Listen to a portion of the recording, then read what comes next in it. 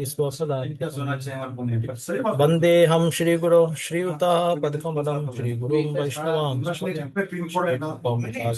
सागना रघुनाथामृतं तं सजीवं साद्वैतं सामद्वैतं परिजना सहितं कृष्ण चैतन्य श्री राधा कृष्ण पादान् सागना ललिता श्री विशाखावतां नमो विष्णुपादाय कृष्ण पृष्ठाय भूत श्रीमते भक्ति वेदांत स्वामिन्विते नामिने नमस्ते सरस्वते देवे गौरवाणी प्रचारिणे निर्विशेष शून्यवादी पाश्चात्य देशतारिणे जय श्री कृष्ण चैतन्य प्रभु नित्यानंद श्री अद्वैत गदाधर श्रीवासादि गौर हरे कृष्णा कृष्णा कृष्णा हरे हरे हरे राम राम ये आवाज बराबर आ रहा है कि कुछ डिस्टरबेंस आ रहा है? बैकग्राउंड में आवाज आ रहा है, बैकग्राउंड में आवाज आ रहा है। ओके ओके एक मिनट। तो हरे कृष्ण। अभी कैसा आ रहा है? अभी ठीक आ रहा है? हरे कृष्ण कृष्ण कृष्ण हरे हरे, हरे राम राम राम हरे हरे। अभी थोड़ा आ रहा है बराबर? कैसा है? आपके पीछे कोई बोल रहा है जोर जोर से। अच्छा अच्छा ठीक है। कोई ब्रह्मचारी होगा तो उनको बोलिए। हाँ ठीक है।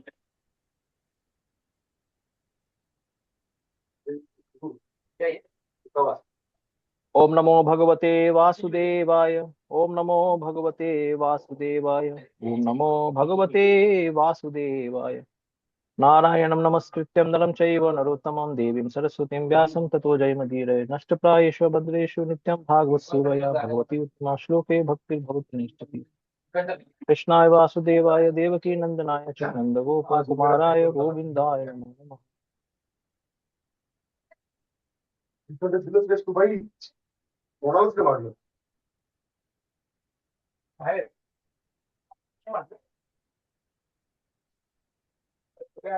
हरे कृष्ण।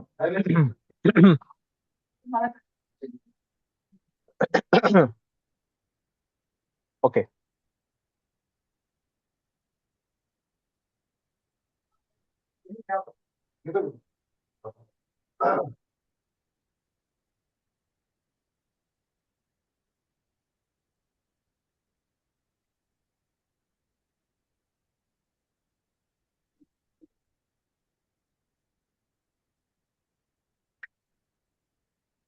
तो हम पहला स्कंद कर रहे हैं। अच्छा, जो लास्ट टाइम जो क्वेश्चन पूछा था शर दर्शन के ऊपर, उसको मैं आपको बाद में बताता हूँ। इस बार भी मेरा तैयारी नहीं हो पाया है उसका। उसको मैं एक पीडीएफ फाइल बना के ग्रुप में डाल दूंगा और फिर क्लास में डिस्कस कर लेंगे उसको, ठीक है? ताकि आप लोग भी पढ़ के आ सकते हो उसको। हाँ, अब मैं आपको स्क्रीन शेयर कर रहा हूँ। तीन टकड़ा है ना हेडफोन लाओ, दूसरा डिस्टर्ब कानात लावा। हरे कृष्णा। एक साक्षात हरि हरिपू, आपको मैंने को होस्ट बनाया है, मतलब जो भी म्यूटेड है अनम्यूटेड है उनको म्यूट करना। Yes sir.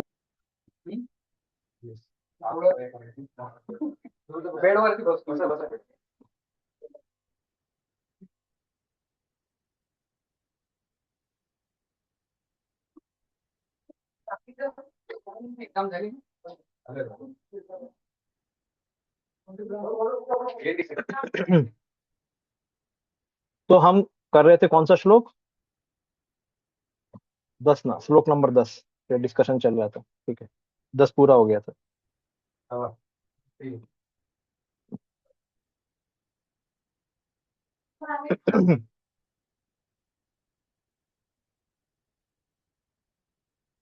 प्रायेण अल्पायुषः सभ्य कलावस्मिन् युगे जना मंद सुमंद मतयो मंद भाग्य उपद्रता। तो 6 क्वेश्चन पूछे जा रहे हैं इस अध्याय में, 6 क्वेश्चन। और उस 6 क्वेश्चन में पहला क्वेश्चन उन्होंने पूछा कि श्रेय क्या है इस कलयुग में। पहले जब उन्होंने बोला कि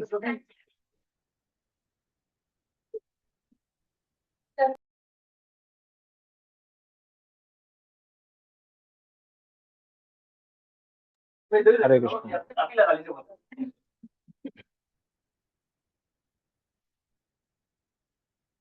तो उन्होंने पहले क्वेश्चन पूछा कि आप हमको श्रेय बताइए। लेकिन श्रेय किस, हर एक व्यक्ति का श्रेय अलग हो सकता है। तो इस कलयुग के बारे में श्रेय बताइए, तो इसलिए उन्होंने बोला कि जो नेक्स्ट श्लोक आता है प्रायेण अल्पायुष सभ्य, कि इस कलयुग में जो लोग हैं वो बहुत कम उम्र के जीने वाले हैं। पहला चीज अल्प आयु।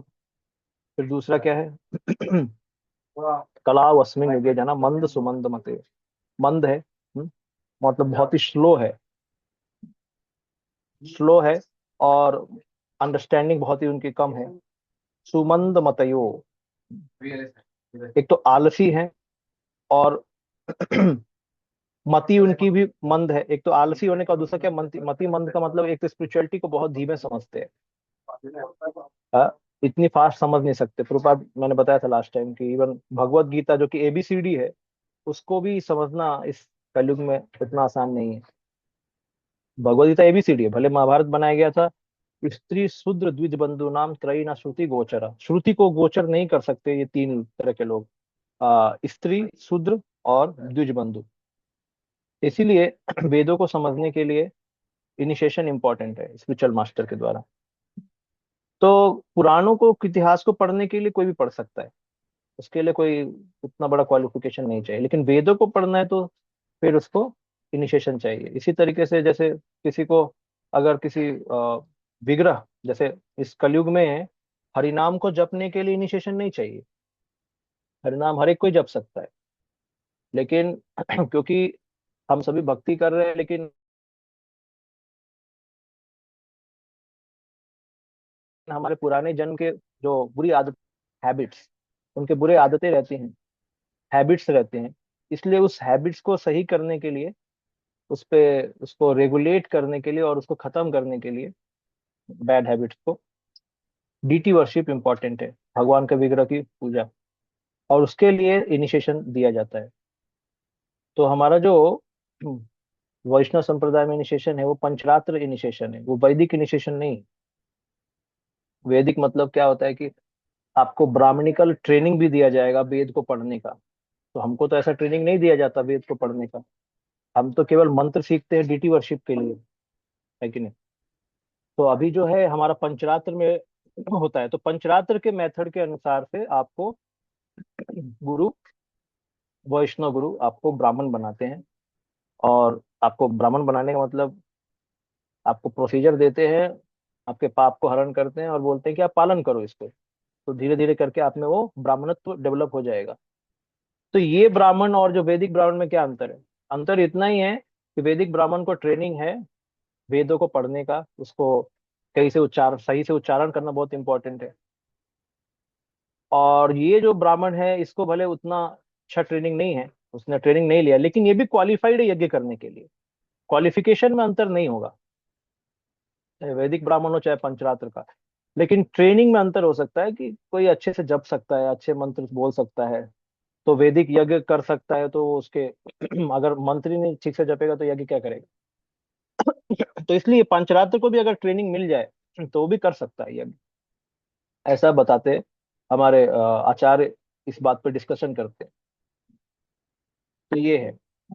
तो हरिनाम के लिए कोई दीक्षा की आवश्यकता नहीं है, लेकिन हमारे हैबिट्स जो है वो अच्छे नहीं है। हम, जैसे एग्जांपल है, अगर हम, हमें शिला प्रभुपाद ने जैसे सुबह उठने का, एक तो हम सबको सिखाया है, लेकिन जब कोई ब्राह्मण होता है तो फिर उसको सुबह उठ के अर्चना विधि करनी पड़ती है, और उसको बहुत पंचुअल रहना पड़ता है, बहुत क्लीन रहना पड़ता है, और साथ ही साथ उसको मेडिटेशन भी करना पड़ता है अपने वर्शिप में। और मानस पूजा, बहुत सारी चीजें रहती है, बहुत लेबोरियस वर्क रहता है। तो उसमें डीटी वर्शिप करते करते फिर वेद का पठन भी करता है, मंत्र भी सीखता है। तो इस तरीके से उसमें ब्राह्मणत्व तो डेवलप होता है, पुराने पुराने जो बुरे हैबिट्स है वो खत्म होते हैं। यही कारण है ये इनिशिएशन का। अदरवाइज हमारे आचार्य बोलते हैं हरिनाम के लिए कोई इनिशिएशन की आवश्यकता नहीं, हरिनाम कोई भी जप सकता है। ऐसा। तो अभी प्रोपा जी ने बताया इसमें प्रायण अल्पायुष सभ्य, तो बहुत ही कलयुग में जो लोग है मंद है। मंद मतलब आलसी, और दूसरा सुमंद मतयो मतलब क्या है? स्पिरिचुअली भी बहुत डल है। उनका आ, कोई संस्कार नहीं हुआ है, जैसे हमने लास्ट टाइम पढ़ा ना शुश्रूषु भी कृति भी तत्क्षणात्। कृति भी मतलब क्या है, एकम्प्लिश डिवोटी या विश्वनाथ चक्रवर्ती ठाकुर बोलते हैं कि जिसने बहुत अच्छे संस्कार लिए हैं तो वो भागवत सुनना चाहेगा और भगवान उसके हृदय में बस जाएंगे। तो उसका संस्कार, कृति भी, कृति उसके सुकृति होनी चाहिए। तो तो कलयुग में बहुत कम लोगों की सुकृति है स्पिरिचुअल लाइफ में, और पाप बहुत ज्यादा है। तो इसी कारण से उनकी मति मंद है। भगवान कृष्ण बोलते हैं गीता में, ये शाम तो अंतगतम पापम जना नाम पुण्य कर्मणाम। तो जब तक कोई पुण्य कर्म नहीं करता, या ये हमेशा के लिए, ये शाम तो अंतगतम पापम, पाप को बंद करना है और पुण्य करना है, तब जाके ते द्वंद्व मोह निर्मुक्तम भजन्ते माम दृढ़ व्रताः, तो दृढ़ व्रत से भक्ति कर सकता है। तो अभी आप देखिए मंद भाग भी बोला है। मंद भाग हमने पूरा देखा, इसमें कैसे पॉलिटिक्स है, संसार में सिनेमा घर है, और बहुत सारे ऐसे स्कूल्स कॉलेज जो कि नाम के लिए शिक्षा देते हैं, और माँ बाप भी ट्रेन नहीं है, गुरु भी आजकल गुमराह करने वाले हैं सब। इस तरह से मंद भाग्य है। और उपद्रता मतलब बहुत ही डिस्टरबेंस है कलयुग में। कोई भी आश्रम में ट्रेनिंग नहीं है प्रॉपर। चैतन्य महाप्रभु कुर्म ब्राह्मण को, जब साउथ इंडिया में जाते हैं, सबसे पहला जो ब्राह्मण मिलता है वो कुर्म ब्राह्मण मिलता है। तो उसको बोलते हैं, वो बोलता है कुर्म ब्राह्मण की, महाप्रभु आप मुझे यहाँ से अपने साथ लेके चलो, मैं घर परिवार में नहीं रहना चाहता हूँ। ये विषय तरंगी, ये घर संसार का मुझे बहुत तंग कर रहा है। तो महाप्रभु बोलते हैं ऐसा मत बोलो, आप निरंतर हरि नाम लो, और निरंतर हरि नाम लेने के बाद साथ में प्रचार भी करो, सेम चीज को प्रचार करो। तो तब जाके ये विषय तरंगे आपको डिस्टरबेंस नहीं करेंगे, उपद्रव नहीं करेंगे, और इसके साथ ही साथ आप मेरा संग भी पाओगे। तो ऐसा चैतन्य महाप्रभु सारे गृहस्थ को बोलते हैं कि आप निरंतर, अभी कोई बोलेगा प्रभु जी निरंतर हरिनाम का क्या मतलब है? निरंतर हरिनाम का मतलब ये है कि आप 16 माला करिए और बाकी समय में भगवान की सेवा में लगिए, उसको एक सेवा के रूप में बाकी समय आप व्यतीत करिए। वो निरंतर हरिनाम का मतलब है हमारे लिए। हम्म? किंतु अनुदिनम, अनुदिनम का मतलब दो होता है, एक तो कांस्टेंट होली नेम, और दूसरा होता है कि गुरु के द्वारा बताए हुए निर्देश को पालन करना। तो प्रभुपाद जी ने 16 माला हमको दिया है, हमें हरिदास ठाकुर की तरह जप करने को नहीं बोला है, और हम कर भी नहीं सकते। तो निरंतर हरिनाम का मतलब ये होता है। तो इस तरीके से उपद्रव कम हो सकता है। तो बिना हरिनाम लिए, बिना प्रचार किए, व्यक्ति को माया हमेशा सताएगी। प्रचार करके व्यक्ति मध्यम अधिकारी बन जाता है, इसलिए वो जल्दी ही भक्ति के स्तर, ऊंचे स्तर पे पहुंच जाता है। ये फायदा रहता है। दूसरा चीज क्या है, आ, जब आप अपने को बचाने का कोशिश करते हैं तो का चांसेस कम है। जब आप दूसरों को बचाते हैं तो भगवान देखते कह रहे खुद भी विपत्ति में लेकिन दूसरों को भी हेल्प कर रहा है, तो उसमें थोड़ा कंपैशन आ जाता है। इसलिए भगवान चैतन्य महाप्रभु का मिशन भी वही है कि भगवान केवल भक्तों से प्रेम नहीं करते, बल्कि भक्तों, प्रेमी भक्तों से इजाजत मांगते हैं। बोलते हैं कि हम, मुझे साउथ इंडिया में जाने दो ताकि मैं प्रचार करूं। छल करते हैं भगवान अपने भक्तों से, बोलते हैं कि मेरे को अपने भाई विश्वरूप को ढूंढना है, उसके लिए मैं जा रहा हूँ साउथ इंडिया, लेकिन उनको प्रचार करना था। तो प्रचार बहुत ही महत्वपूर्ण है। इस तरीके से चैतन्य महाप्रभु ने भी बताया अपनी शिक्षा में सेम चीज। तो प्रभुपाद जी बोलते चार जो चीज है जिसके कारण से हमारा आयु कम हो रहा है, कौन सा, अधिक भोजन करना, अधिक इंद्रिय तृप्ति, दूसरों की दया पर अत्यधिक आश्रित रहना, एवं रहन सहन के कृत्रिम मानक मनुष्य की प्राण शक्ति तक को चूस ले। मतलब रहन सहन भी बहुत ही आर्टिफिशियल है। तो यही कारण है कि व्यक्ति की आयु कम हो गई है।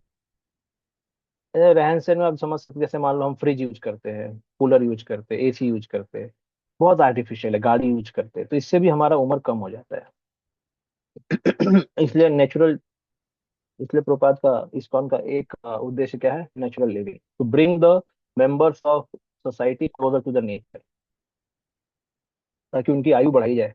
पहले ही मर जाएंगे तो फिर भक्ति क्या करेंगे। तो ऐसा।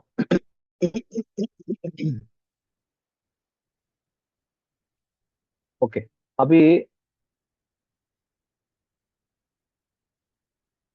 मैं बताता हूँ कौन पढ़ेगा। हाँ, कुसुमा बिहारी देवीदासी माता जी, आप पढ़िए, हाँ, हिंदी में। मैं श्लोक पढ़ूंगा, आप फिर उसको ट्रांसलेशन पढ़िएगा, अनुवाद। भूरिणी भूरि कर्माणि श्रोतव्यानि विभागस, अतः साधोऽत्र यत्सारं समुद्य धृत्य मनीषया, ब्रूहि भद्राय भूतानां येनामात्मा सुप्रसीदति। पढ़िए। हरि ओम, हरे कृष्णा, दंडवत प्रणाम प्रभु जी। शास्त्रों के अनेक विभाग हैं और उन सब में अनेक नियमित कर्मों का उल्लेख है, जिनके विभिन्न प्रभागों को वर्षों तक अध्ययन करके ही सीखा जा सकता है।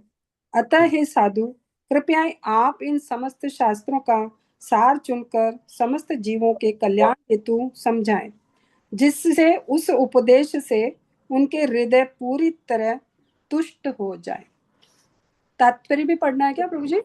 तात्पर्य भी नहीं, पढ़ना? तात्पर्य नहीं पढ़ना, मैं पढ़ रहा हूँ उसको।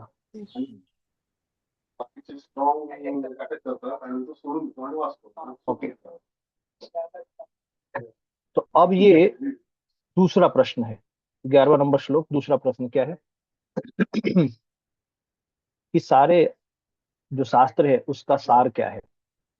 पहला प्रश्न क्या था कि सभी जीवात्माओं के लिए कलयुग में खास करके सबसे श्रेयस चीज क्या है, सबसे अल्टीमेट चीज, एब्सोल्यूट चीज क्या है, वो बताओ। दूसरा प्रश्न है कि शास्त्रों का सार क्या है, क्योंकि बहुत सारे शास्त्र है, सभी कोई पढ़ नहीं सकता है कलयुग में खास करके, तो शास्त्रों का सार क्या है वो बताओ। तो ये पूछा है। भूरी नहीं भूरी कर्माणि श्रोतव्यान विभाग रूपा जी बोल रहे हैं,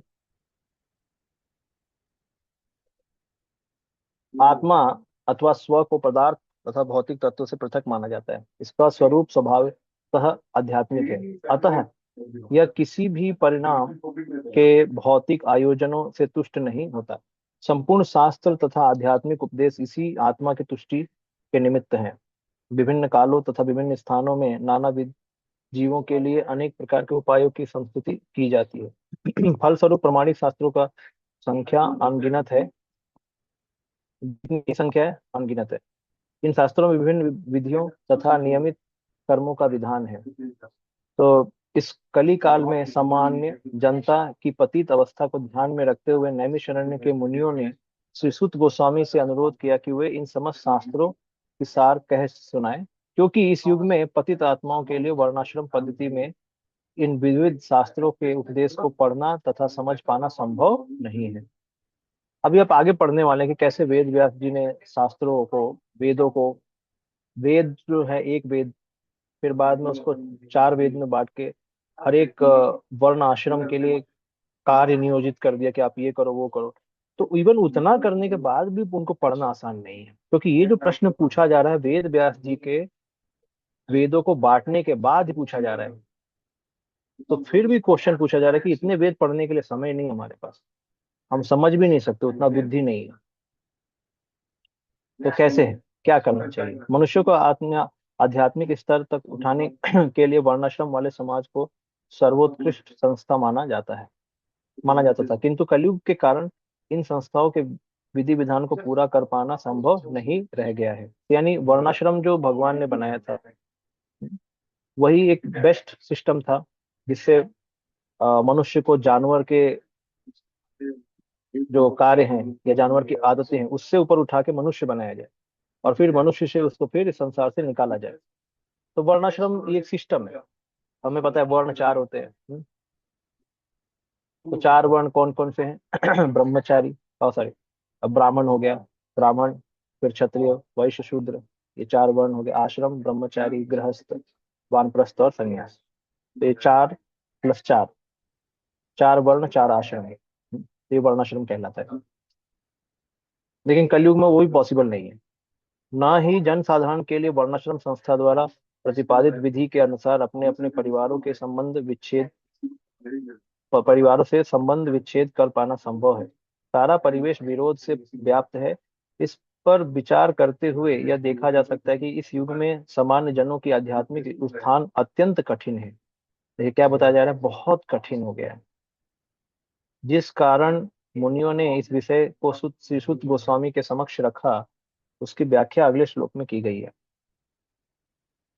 इसलिए प्रभुपाद जी के बहुत सारे लेटर्स हैं। प्रभुपाद जी ने कोशिश किया वर्णाश्रम को स्थापित करने के लिए, लेकिन उनको लगा बहुत मुश्किल हो गया। तो शास्त्रों में वर्ण वर्ण आश्रम के अलग अलग कार्य दिए गए हैं। जैसे इसमें बताया गया श्लोक में, भूरिणी भूरि कर्माणि, अनेक अनेक कर्मों कर्तव्यों के बारे में दिया गया है। श्रोतव्यानि विभागसः, मतलब उन चीजों को सीखने लायक, समझने लायक, उस सारे कर्मों को ऐसे करके विभाजन विभाजन किया गया है, विषय अनुसार शास्त्रों को लिखा भी गया है। अतः साधु अत्र यत् सारम समुद्धृत्य मनीषया, तो साधु आप शास्त्र को आप निचोड़ करके बता दीजिए हमको कि अभी ये मुनि लोग भी समझ चुके कि वर्णाश्रम पॉसिबल नहीं हो पाएगा। तो पहले बोल रहे हैं कि सभी कर्मों को विभाजन करके दिया गया है शास्त्र में। फिर बोल रहे हैं कि आप हमको उसका सार बताओ, यत् सारम, जो वर्ड हुआ यूज हुआ है यत् सारम, उन सबका सार क्या है। तो आप जब बोल रहे हो कि शास्त्र को विभाजित किया गया, तो आप शास्त्र पढ़ लो। तो शास्त्र क्यों नहीं पढ़ रहे? नहीं, शास्त्र नहीं पढ़ पाएंगे हम, शास्त्र नहीं पढ़ पाएंगे।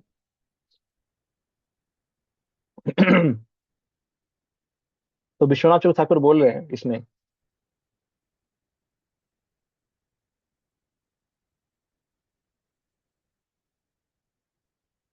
ऐसा शास्त्र बताओ जो सुनने योग्य हो। श्रोतव्यानी यहाँ पे, ऐसा शास्त्र बताओ जो सुनने योग्य हो।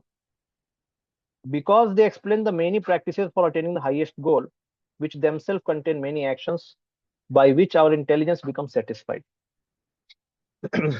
ऐसा शास्त्र बताओ जो सुनने योग्य हो, और जो सबसे ऊंचा, जो हमने पहला क्वेश्चन पूछा था, सबसे ऊंचा लक्ष्य क्या है, सबसे ऊंचा श्रेय क्या है, उसको प्राप्त करने के लिए वो शास्त्र हमको बताए। ऐसा शास्त्र बताओ जो सुनने योग्य हो और हमें सबसे ऊंचा लक्ष्य को प्राप्त करने के योग्य हमें गाइड करे, और जिससे हमारा बुद्धि भी सेटिस्फाइड हो। तो यहाँ पे आत्मा जो वर्ड यूज हो गया है, ये न आत्मा सुप्रसिद्धति, अब ये जो वर्ड है ये न आत्मा सुप्रसिद्धति, यहाँ पे विश्वनाथ चक्रवर्ती ठाकुर बोल रहे हैं आत्मा यहाँ पे मतलब है इंटेलिजेंस, जिससे हमारी बुद्धि संतुष्ट हो।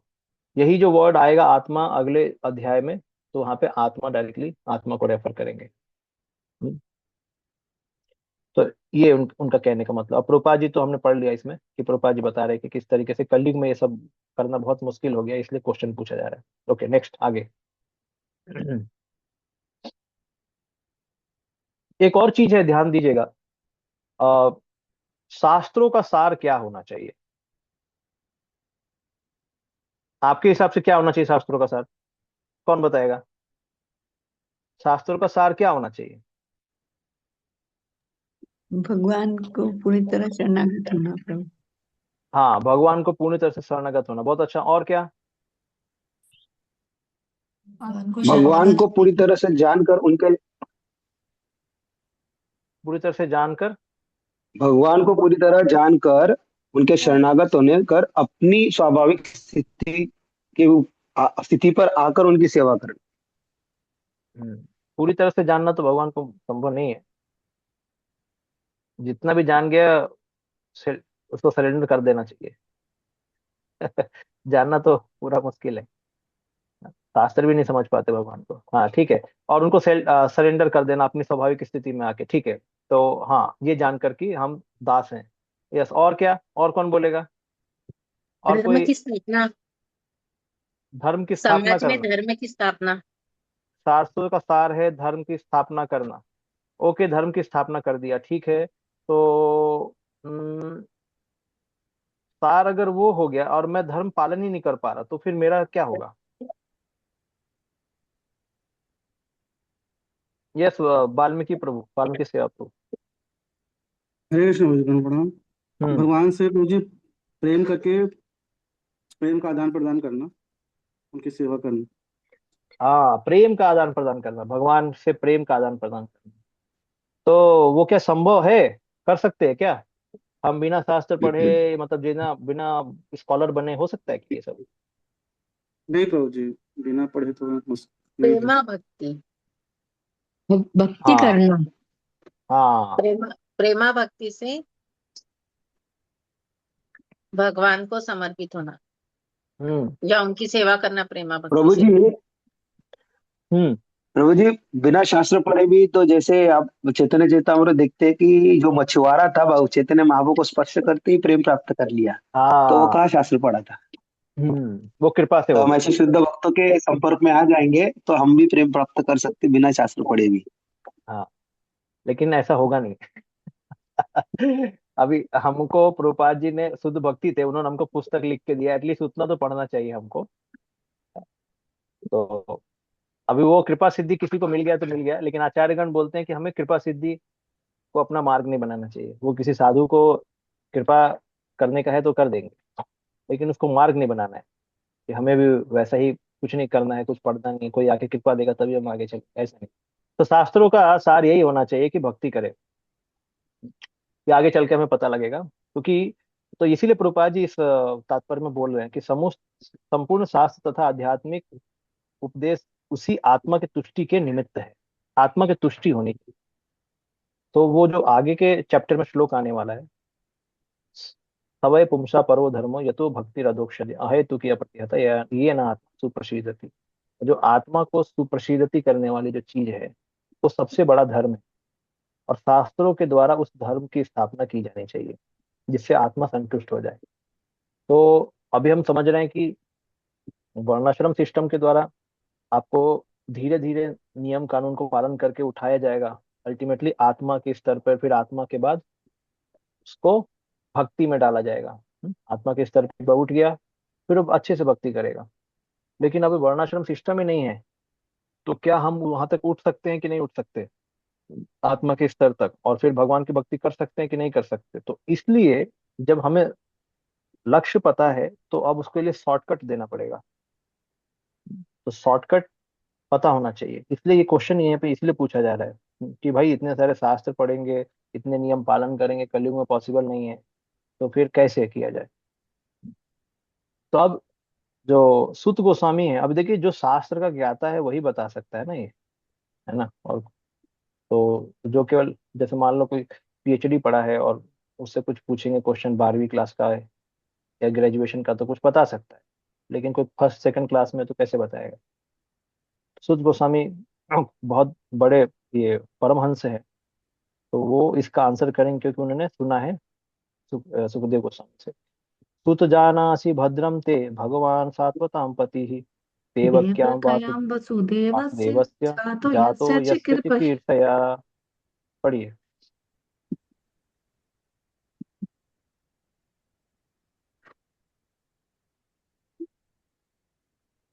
हाँ माता जी पढ़िए। आप जी पढ़ती हूँ। हे सूत गोस्वामी, आपका कल्याण हो। आप जानते हैं कि पूर्ण पुरुषोत्तम भगवान देवकी के गर्भ से वसुदेव के पुत्र के रूप में किस प्रयोजन से प्रकट हुए।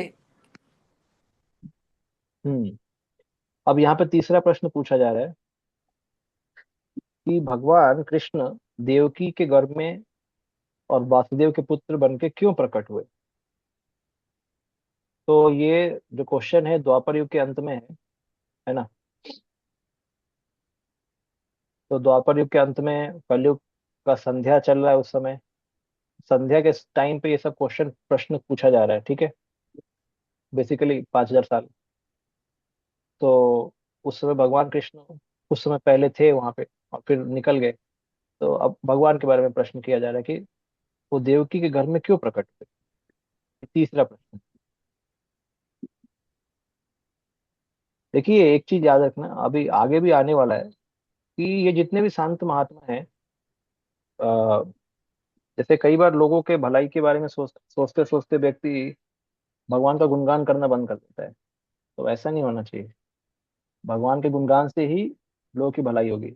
आगे 17वें अध्याय में, फर्स्ट कैंटो में, वहां पे एक चर्चा आती है कि कली जब गाय और बैल को मार रहा होता है, गाय के 4 पैर तोड़ दिए कली ने, बैल के 4 पैर तोड़ दिए हैं और गाय को भी मारा है। तो गाय प्रश्न करती है बैल से। तो जब ये चीजों को, जब ये लोग देखते हैं, सुनते हैं जब सुत गोस्वामी से कि ऐसा हो गया है, तब ये सौनक आदि ऋषि क्वेश्चन करते हैं कि अगर ये जो कहानी है, गाय बैल को मारा जा रहा है कली के द्वारा, अगर इसमें कोई कृष्ण के गुणगान से कोई कनेक्टेड है कोई चीज, तभी इस कहानी को बताइए, नहीं तो बताने की जरूरत नहीं। अगर इसमें कृष्ण का गुणगान होगा इस कहानी से तो बताइए। और उसमें बताते हैं कि जो जो भागवत होते हैं या जो बड़े महंत होते हैं, वो केवल ऐसी कहानियों को सुनना चाहेंगे जिसमें कृष्ण का गुणगान हो। तो अब यहाँ पे अब समझ में आएगा। पहले दो प्रश्न पूछे हैं, पूरे मानवता के लिए क्या श्रेय है, दूसरा शास्त्रों का सार क्या है, अब तीसरा प्रश्न आ गया देवकी और वासुदेव के पुत्र बन के भगवान क्यों आए संसार में, ये तीसरा प्रश्न है।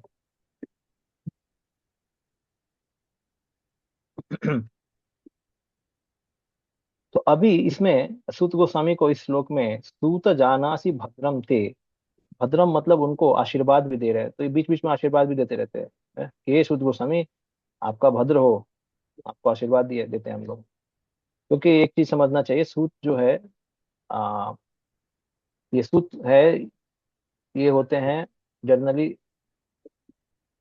लोअर कास्ट के होते हैं।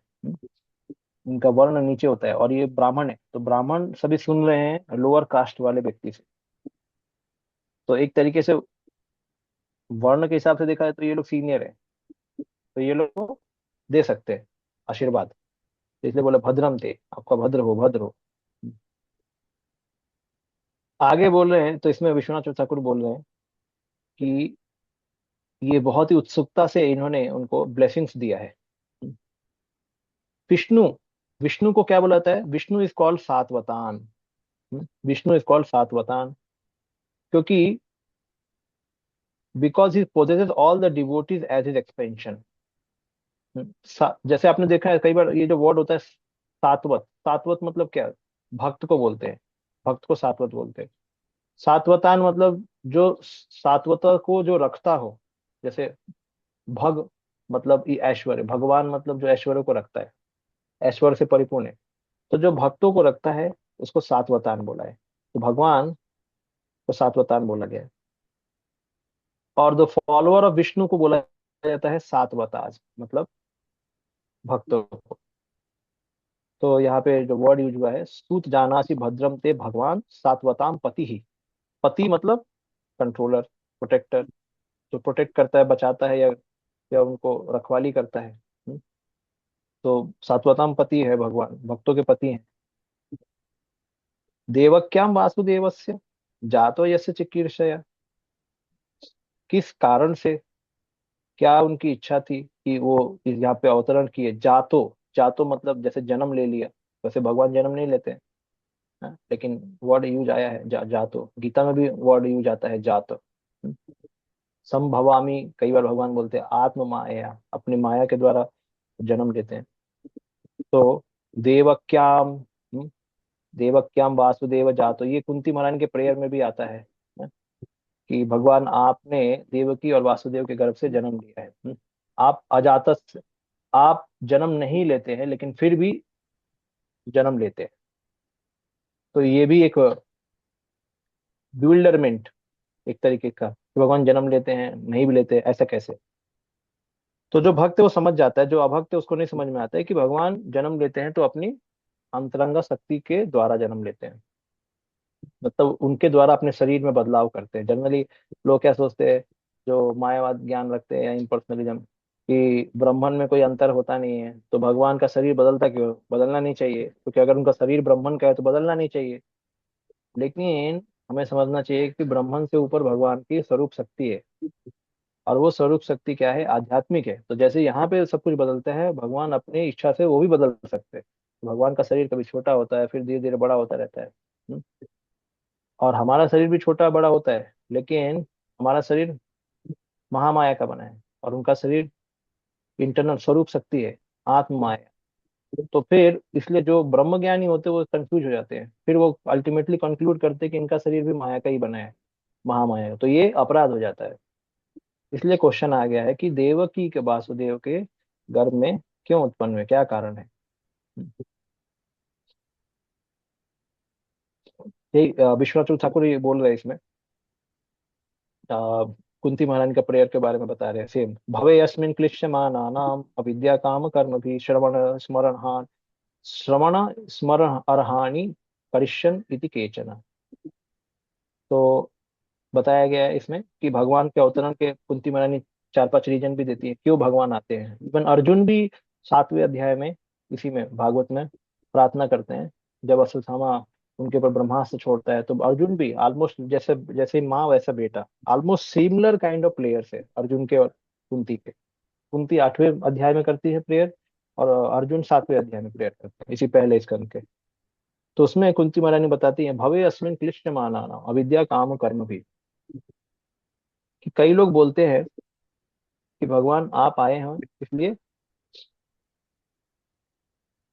भवे अस्मिन क्लिष्ट माना, तो इस संसार में जो क्लिष्ट है, जो कठिनाई है, जो तकलीफ है, अविद्या काम कर्म भी किसके कारण से है? अविद्या काम कर्म भी। तो अविद्या के कारण से सब लोग सोचते हैं कि मैं शरीर हूँ, फिर कर्म में फंसते हैं, और फिर कर्म के कारण कर्म को भोगते हैं, उसी कर्म को भोगते हैं। तो इस तरह के ग्रंथि में फंसे रहते हैं, इसी को क्लिश्य माना नाम बोला गया है। तो इस क्लिश्य को कैसे खत्म करते हैं? भगवान श्रवण के द्वारा, अपनी कथा का श्रवण, कीर्तन का श्रवण, स्मरण स्मरण करके भगवान को, लीलाओं को स्मरण करके, अरहाणी मतलब उनकी अर्चना करके, करिष्यन इति केचन, इसी चीज को भगवान स्थापित करने के लिए आते हैं इस भव सागर में, भक्ति को स्थापित करने के लिए। तो यहाँ पे बोला है कुंती महारानी ने 8वें अध्याय में। तो अब यहाँ पे संत महात्मा पूछ रहे हैं कि भगवान क्यों देवकी के पुत्र बन के आए।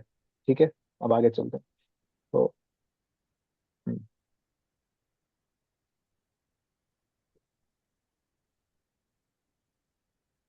तन्ना शुश्रूषमाणानाम् अर्हसि अंगानुवर्तन अंगान वर्णितुम यस्या अवतारो भूतानां क्षेमाय च भवाय च।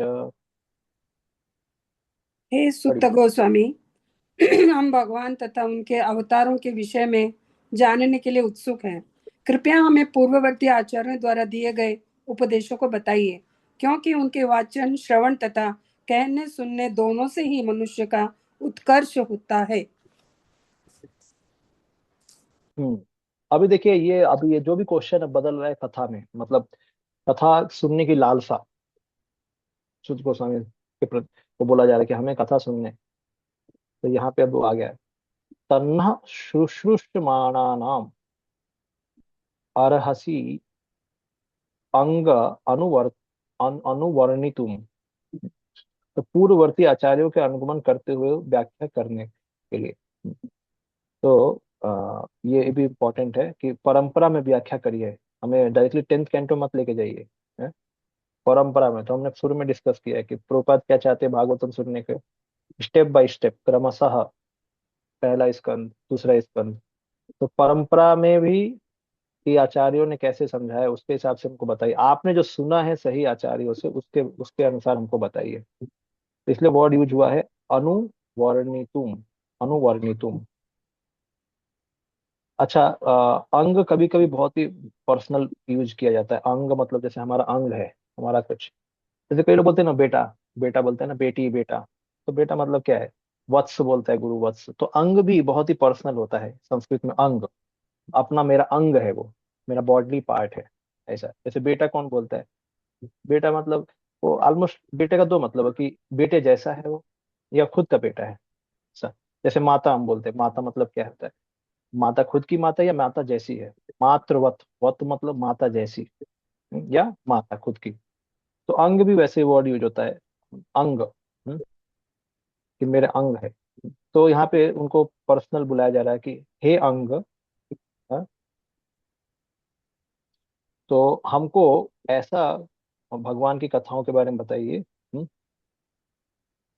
जो कि आपने पूर्ववर्ती आचार्य से सुना है। तो भगवान तथा उनके अवतारों के विषय में जानने के लिए उत्सुक हैं। तो अभी प्रश्न नहीं पूछा है, प्रश्न अभी आगे आएगा, चौथा प्रश्न। तो पहले 3 प्रश्न हो गए, अब चौथा। तो इसमें अभी कथाओं को सुनने के लिए उनके अवतारों का, उनकी जिज्ञासा बता रहे हैं। तो यहाँ पर परम सत्य के दिव्य संदेश के श्रवण हेतु आवश्यक शर्तें प्रस्तुत की गई हैं। पहली शर्त क्या है कि श्रोता को अत्यंत निष्ठावान और सुनने के लिए उत्सुक होना चाहिए। तो कौन सा है वो? कौन सा शब्द यूज हुआ है, यूज किया गया है इसको बताने के लिए?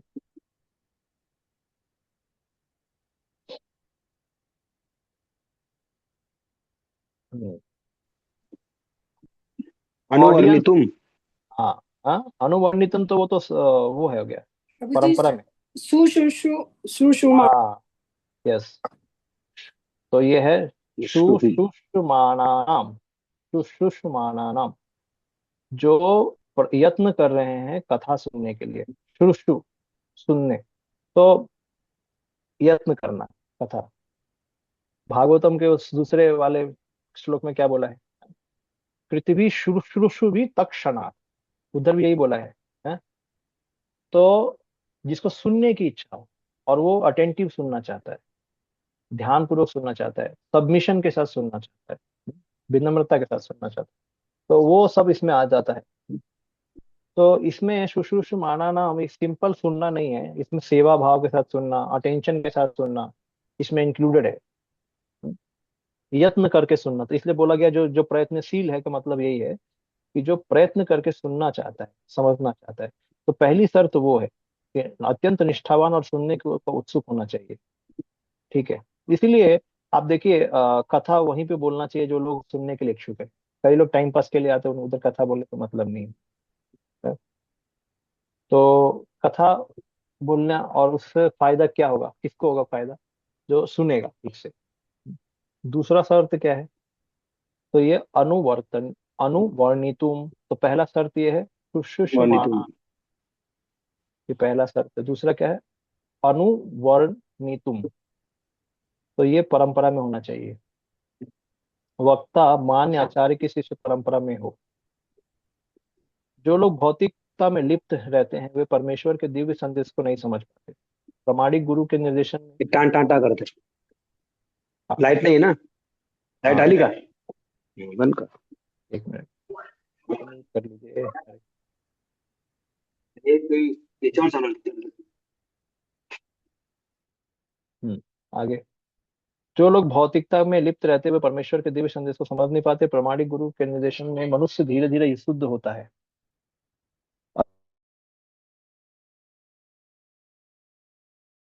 स्वामी तथा नैमिषारण्य के ऋषि मुनि इन शर्तों को पूरा करते हैं, क्योंकि शिला सुत गोस्वामी शिला व्यासदेव की परंपरा के हैं और नैमिषारण्य के ऋषि मुनि निष्ठावान जीव हैं जो सत्य जानने के लिए लालायित हैं। अतः भगवान श्री कृष्ण के अलौकिक कार्यकलाप, उनका अवतार, उनका जन्म, आविर्भाव, तिरोभाव, उनके स्वरूप और उनके नाम इत्यादि उन लोगों को जानने योग्य है जो समस्त शर्तों को पूरा करते हैं। ऐसे उपदेश आध्यात्म के पथ पर अग्रसर सभी मनुष्य के लिए सहायक होते हैं। तो देखिए, अभी समझ में आया कि परंपरा में वक्ता होना चाहिए और सुनने वाले बहुत ही लालायित होने चाहिए, श्रद्धा होना चाहिए, श्रद्धावान होना चाहिए। तो ये श्रद्धा कोई सामान्य श्रद्धा नहीं है, मतलब उन्होंने कुछ तो, उनके कुछ कृति होनी चाहिए, अच्छे डिवोशनल संस्कार होने चाहिए, भक्ति में संस्कार होने चाहिए, तब उनमें ये श्रद्धा थोड़ी आती है समझने का।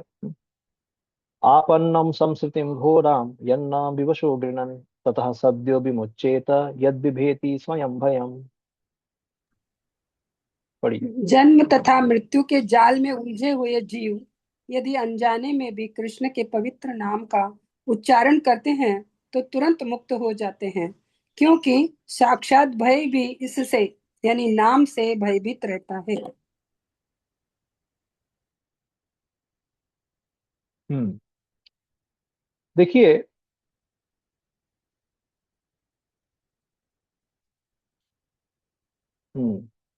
ये जो पिछले श्लोक में 13वें नंबर श्लोक में एक और जो वर्ड यूज हुआ है, क्षेमाय च भवाय च, क्षेमाय भवाय, तो ये जो शब्द है कई बार यूज होगा।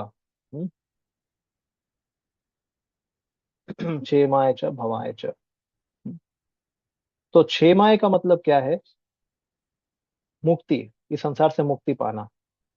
और भवाय मतलब क्या है? इस संसार में प्रॉस्पेरिटी, मतलब ऐश्वर्य, ऐश्वर्य पाना इस संसार में। तो क्षेमाय हमारे लिए क्या है? भक्ति करना क्षेमाय है। हम भक्ति करने से हम इस संसार से मुक्त हो जाएंगे। और भवाय क्या है? भवाय मतलब इस संसार में भी हम सुखी रहेंगे, है। तो जब हम कोई पाप नहीं करेंगे, और भक्ति करेंगे भगवान की, तो भगवान दोनों चीज देते हैं, क्षेमाएं और भवाएं। साथ ही साथ ये बोला गया है कि जब आप इन अवतारों के बारे में सुनेंगे, यस्य अवतारो भूतानाम क्षेमाय च भवाय च, तो उससे लोगों को क्या लाभ होगा, ये आगे भी बोला ने। ये जो दो शब्द है ये आगे भी यूज होंगे। जब भगवान के अवतारों का सुबह और शाम को, ये तीसरे अध्याय में ये वर्ड यूज होगा आगे, कि जब सुबह और शाम को जब हम भगवान की कथा सुनते हैं, उनके अवतारों की कथा सुनते हैं, तो ये होता है कि उसके जीवन में समृद्धि आती है, और वो इस संसार से विरक्त होते जाता है, क्षेमाय होते जाता है। उसे उसे इस संसार का तो धन मिलेगा ही, या ऐश्वर्य मिलेगा ही, साथ ही साथ उसे उस संसार का भी ऐश्वर्य मिलेगा, जहाँ पे उसको जाना है, मतलब स्पिरिचुअल वर्ल्ड का भी ऐश्वर्य मिलेगा, और इस संसार का भी वर्ल्ड इस ऐश्वर्य मिलेगा। तो भवाय मतलब इस संसार का ऐश्वर्य, और क्षेमाय मतलब उस संसार का। तो ये दो वर्ड यूज हुए। अभी एक और चीज मैं बता रहा था कि कई बार ऐसा होता है कि जब क्वेश्चन पूछते हैं कोई, अब कई बार होता है कि उनको ये आंसर पता होता है, बट फिर भी क्वेश्चन फिर क्यों क्यों पूछते हैं, तो कई लोग बोलते हैं कि भाई तुम क्या दिखाने के लिए क्वेश्चन पूछ रहे हो क्या। अब यहाँ पे भी ऐसा ही लग रहा है कि अब इनको पता है कि कृष्ण के अवतार की कथा सुनने से क्षेमाय मिलता है, भवाय मिलता है। और फिर आप यहाँ पे तो और बोल रहे हैं कि नाम, हरि नाम का महत्व बता रहे हैं, कि यन नाम विवशो गृणन आपन्नम संस्कृतिम घोराम। आपन्नम जो फंसा हुआ है इस संस्कृति, संस्कृति मतलब क्या है, संस्कृति जो आपको पूरे रूप से जन्म मृत्यु के चक्कर में घुमाती है, छोड़ेगी नहीं कभी, मतलब कंप्लीटली जन्म मृत्यु के जो चक्कर में घूमता रहेगा, इस संस्कृति बोलते हैं। संसार, संसार का भी यही मतलब है, संसार है, जो आपको जन्म मृत्यु के चक्कर में घुमाएगा उसको संसार बोलते हैं। तो संस्कृति भी और संसार दोनों सेम वर्ड। अब अभी बोला गया है कि घोराम, तो और एक घोर होता है, घोर संसार है ना, भयंकर संसार है, भव सागर। तो जो फंसे हुए इस संसार में, जन्म मृत्यु के चक्कर में, घोर संसार में, वो तो केवल भगवान के, इन भगवान के नाम या नाम अगर विवश होके भी नाम जप ले, मतलब मान लो एक्सीडेंट हो गया, किसी ने चाकू मार दिया तब विवश होके नाम जप दिया हरे कृष्णा, किसी ने गोली मारा तो नाम जप दिया हे राम, तो विवश होके नाम जप दिया, इतना जपने से ही तत्सध्यो विमुच्येत, उसकी मुक्ति हो जाएगी इस संसार से। यद बिभेति स्वयं भयम, वो नाम, भगवान का नाम जिसको अगर विवश होके भी कोई जप दे, तुरंत उसको मुक्ति मिल जाती है। और उस नाम से तो ये मृत्यु भी डरता है। यद बिभेति स्वयं भयम, जो भय, भय का स्वरूप है, मतलब मृत्यु ही, सबसे बड़ा भय मृत्यु है। तो वो भय का स्वरूप भी इस भगवान से डरता है, उन भगवान के नाम को जप देने से तो विवश होके भी, तो क्या हो जाएगा, उसको मुक्ति मिल जाएगी। तो ऐसा बता रहे हैं यहाँ पे।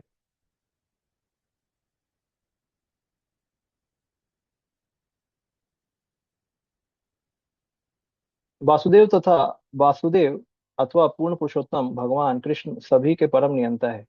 इस सृष्टि में कोई ऐसा नहीं है कि जो सर्वशक्तिमान के क्रोध से भयभीत ना हो। रावण, हिरण्यकशिपु, कंस जैसे विकट असुर तथा ऐसे ही अन्य शक्तिशाली जीव भगवान द्वारा मार डाले जाते हैं। पराक्रमी वासुदेव ने अपनी सारी निजी शक्तियों अपने नाम को प्रदान कर रखी है। प्रत्येक वस्तु उनसे संबंधित है, और प्रत्येक वस्तु की अपनी पहचान उनमें ही निहित है। यहाँ पर यह कहा गया कि कृष्ण के नाम से साक्षात भय तक भयभीत रहता है। यह बात, यह इस बात का सूचक है कि कृष्ण का नाम भगवान कृष्ण से अभिन्न है, अतः कृष्ण का नाम स्वयं कृष्ण के ही समान शक्तिमान है, उसमें तनिक भी अंतर नहीं है। अतः बड़े बड़े संकट की स्थिति में भगवान कृष्ण के पवित्र नाम का लाभ उठाया जा सकता है। कृष्ण के दिव्य नाम को चाहे अनजाने में या बाध्य होकर उच्चरित करने पर भी जन्म मृत्यु की झंझट से उबारा जा सकता है। तो ये समझ में आ गया। अभी अजामिल इसका उदाहरण है।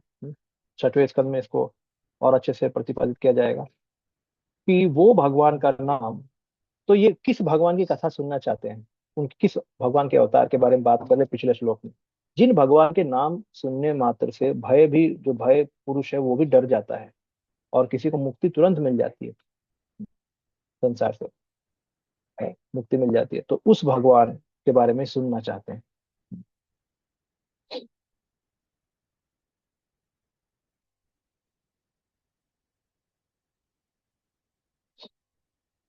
तो विश्वनाथ चक्रवर्ती ठाकुर बोल रहे हैं, तो ये जो श्लोक है ये अजामिल के बारे में बता रहा है कि अजामिल ने जस्ट नारायण का नाम लिया, तुरंत उसको मुक्ति प्राप्त हो गई। अजामिल ने वैकुंठ कुंठ वासियों का दर्शन कर लिया। वो तो मुक्त हो ही गया था, वैकुंठ जाने लायक हो गया था वो Ajamil. By utterance of even one name of the holy name, fear at its very root, the form of Mahakal, causing destruction of the universe, become afraid. तो विश्वनाथ चक्रवर्ती ठाकुर बोल रहे कि जो महाकाल है, जिससे सब लोग डरते हैं, जो सबकी मृत्यु करता है, इस यूनिवर्स की भी मृत्यु कर देगा, इस यूनिवर्स को भी खत्म कर देगा, वो महाकाल भी भगवान के नाम से डरता है, ये बता रहे हैं। What then to speak of death or an yama in charge of death? तो इसमें फिर बोले कि ये मृत्यु और यम की बात छोड़ दो, महाकाल भी डर जाता है, ये बोल रहे हैं यहाँ पे। यानी यहाँ पे जो डर है केवल मृत्यु की बात नहीं कह रहा है, ये महाकाल जो कि पूरे यूनिवर्स को कंट्रोल करते, पूरे ये अनंत कोटि जो ब्रह्मांड है, तो सारे ब्रह्मांडों को महाकाल कंट्रोल कर रहा है, उसकी बात कही जा रही है। And what to speak of having fear of lesser beings such as the servant of Yama? और फिर यम के दूत आके किसी को पकड़ के लेके जाते, उनकी बात तो छोड़ दो, महाकाल की बात कही जा रही है। महाकाल तक डर जाता है तो यम की बात छोड़ो, यम की क्या, मृत्यु की बात भी छोड़ो, मृत्यु खुद आ गया उसकी बात भी छोड़ दो, और यम के दूत आगे उनकी बात भी छोड़ दो, ये सबके तो कोई मतलब ही नहीं है। Those who take shelter of lost 2 feet, the devotees, purify people of contamination of ignorance immediately, just by people remembering those devotees. तो इसमें ये भी बताया कि जो भक्त लोग भगवान के उस चरण कमल की आश्रय लेते हैं, अगर कोई उन भक्तों को भी याद कर ले मरते समय, फिर भी यम के दूत उनको नहीं पकड़ सकते। How much more purification will take place by seeing, touching और सर्विंग दोज डिवोटीज। वो उन्होंने मन में याद किया, अगर उन भक्तों का संग मिल जाए, इसीलिए किसी को शरीर त्यागना चाहिए तो भक्तों के संग में, उससे क्या होता है, उसका जाहिर वो कभी नहीं यमलोक जा सकता। भक्तों के संग में कोई अगर देह त्यागता है तो यमलोक कभी नहीं जा सकता, वो इस श्लोक के द्वारा बताया जा रहा है। क्योंकि भगवान ने अपने नाम में जितनी ताकत दी है, उसी नाम को जो जपते हैं शुद्धता से, इनऑफेंसिव होली नेम, ऑफेंसलेस जो होली नेम जो जपते हैं, इनऑफेंसिव जो जपते हैं, तो वो भगवान के उस नाम को अपने हृदय में रखते हैं, और फिर जो उनको देखता है, उनको प्रणाम करता है, उनको छूता है, उनकी सेवा करता है, तो सेम लाभ मिलेगा, सेम उससे ज्यादा लाभ मिलेगा। क्योंकि आप बोला गया कि वो हाउ मच मोर प्यूरिफिकेशन, कितना और ज्यादा प्यूरिफिकेशन होगा जो भक्तों को देख ले। देखो, कोई नाम ले ले, नाम ले लिया तो उसे भगवान के गुण इमिडिएटली पता नहीं लगेंगे, भगवान क्या करते हैं, भगवान के प्रति उतनी इच्छा नहीं आएगी। लेकिन कोई भक्त अगर नाम ले रहा है तो उसके प्रति ग्रेटिट्यूड आ जाएगा उस भक्त का, वो जो मर रहा है व्यक्ति, कि अरे इतने संत महात्मा है मेरे लिए नाम जप रहे, मैं उनको नमस्कार करता हूँ, कितने अच्छे लोग हैं। तो ये अच्छा सोचना कि नाम को जपते समय नहीं आएगा, क्योंकि नाम तो विवश होके जप रहा है वो, लेकिन भक्तों का दर्शन हो गया तो उसके अंदर एक विनम्रता आ जाएगी, तो भक्तों से ज्यादा लाभ हो जाएगा उसको, और वो सोचेगा कि काश ऐसे भक्तों का संग मुझे मिले, तो अगले जन्म में भक्तों का संग मिलेगा उसे। तो ये विश्वनाथ चक्रवर्ती बता रहे हैं यहाँ पे। तो और यही चीज आया है 19वें अध्याय में, श्लोक में बोला है किसने, परीक्षित महाराज ने, ये शाम तम स्मरणात् पुंसाम सद्य शुद्ध्यन्ति वै गृहा किम पुनर्दर्शन स्पर्श पद शौचनादि भी, पाद शौचनादि भी,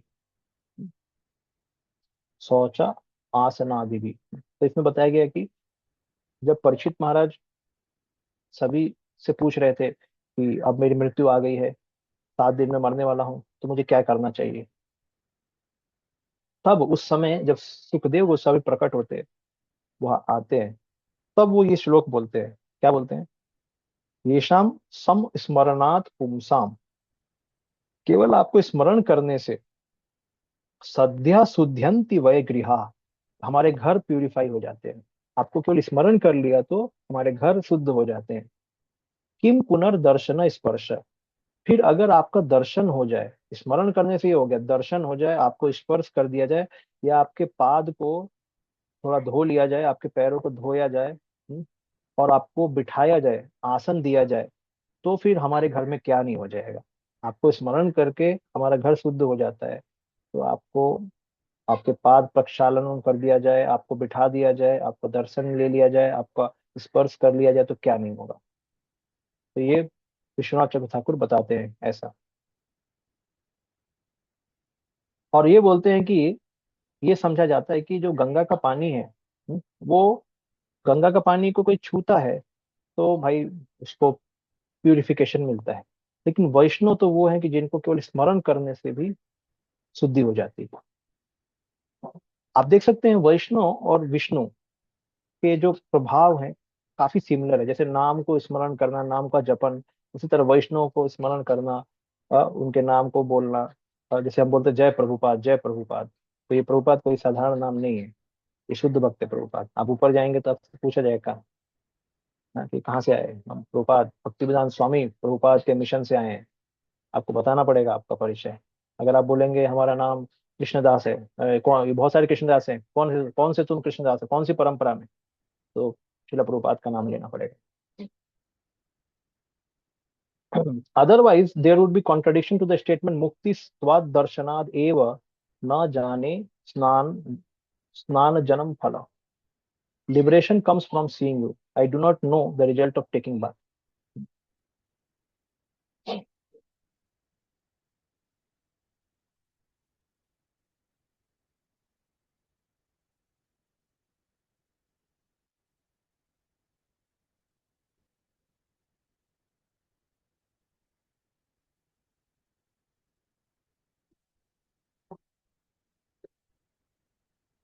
तो इसमें बताया गया, विश्वनाथ चक्रवर्ती ठाकुर बोल रहे हैं कि ये यहाँ पे जो गंगा को जब तक आप छुएंगे नहीं तब तक आप गंगा को स्मरण करके तुरंत पवित्र नहीं होंगे, लेकिन गंगा को आपको छूना पड़ेगा। लेकिन वैष्णव ऐसे हैं, उनको अगर आप स्मरण करेंगे तो आप प्यूरिफाई हो जाएंगे, ये बताया गया। ठीक है, तो ये तो वैष्णव, ये सॉन्ग भी है? वैष्णव सॉन्ग भी है कि अ, जैसे कि तुम्हारा दर्शन करे पवित्र, तुम्हारे गुना, ऐसा सॉन्ग है ना।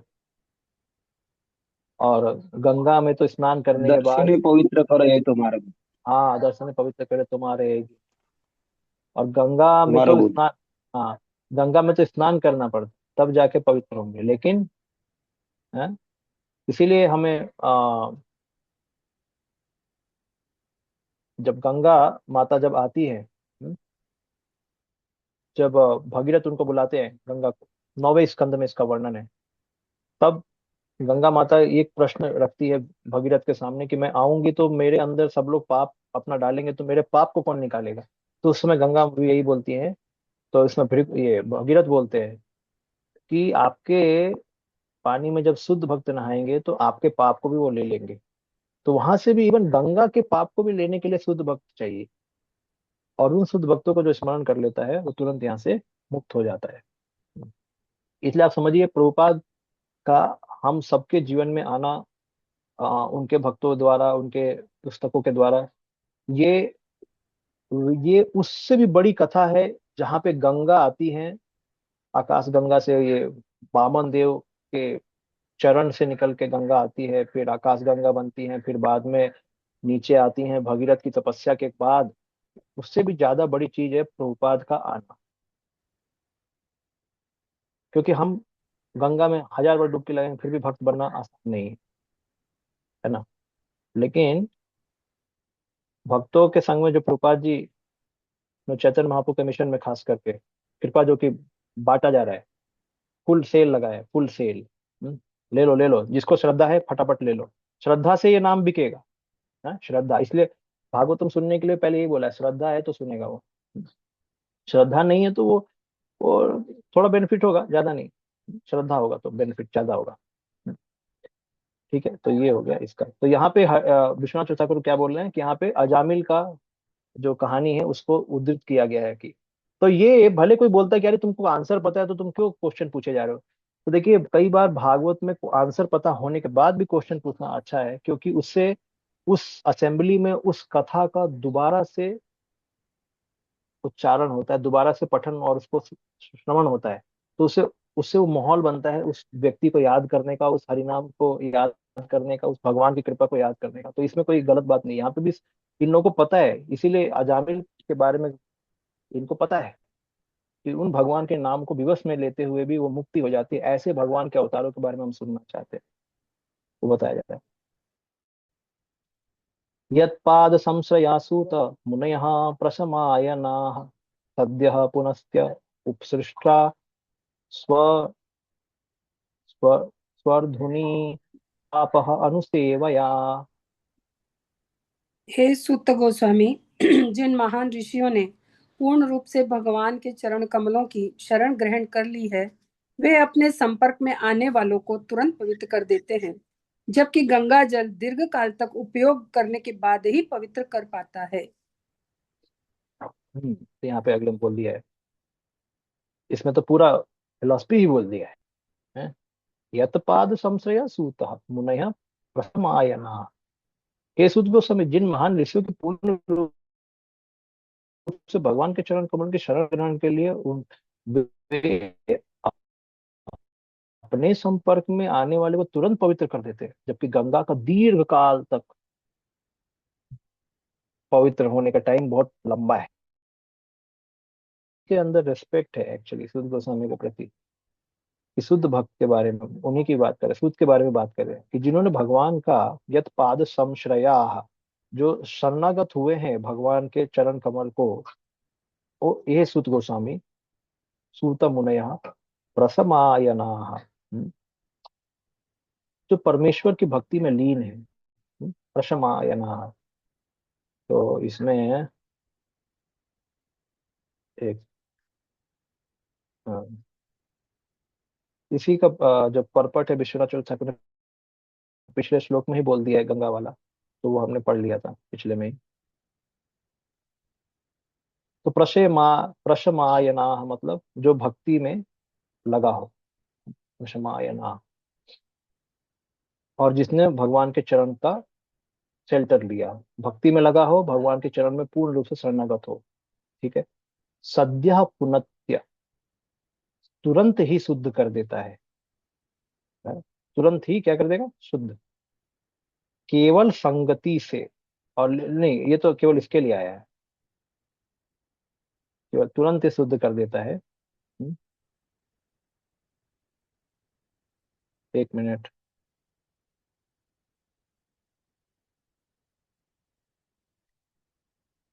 हाँ, तो अब ये जो जो वर्ड यूज हुआ है उपसृष्टा, ये वैष्णव के लिए यूज, यहाँ पे वर्ड यूज किया है, सद्य पुनत्य उपसृष्टा। मतलब उस वैष्णव के अगर उस संगति में आ गया कोई व्यक्ति, तो उसको तुरंत ही, कौन से वैष्णव? जिसने भगवान का यत पाद संश्रया, जो भगवान को शरणागत है, और प्रशय मायना, जो भगवान की भक्ति में लगा हुआ है, उसके संपर्क में कोई व्यक्ति आ गया तो तुरंत ही वो प्यूरिफाई हो जाएगा।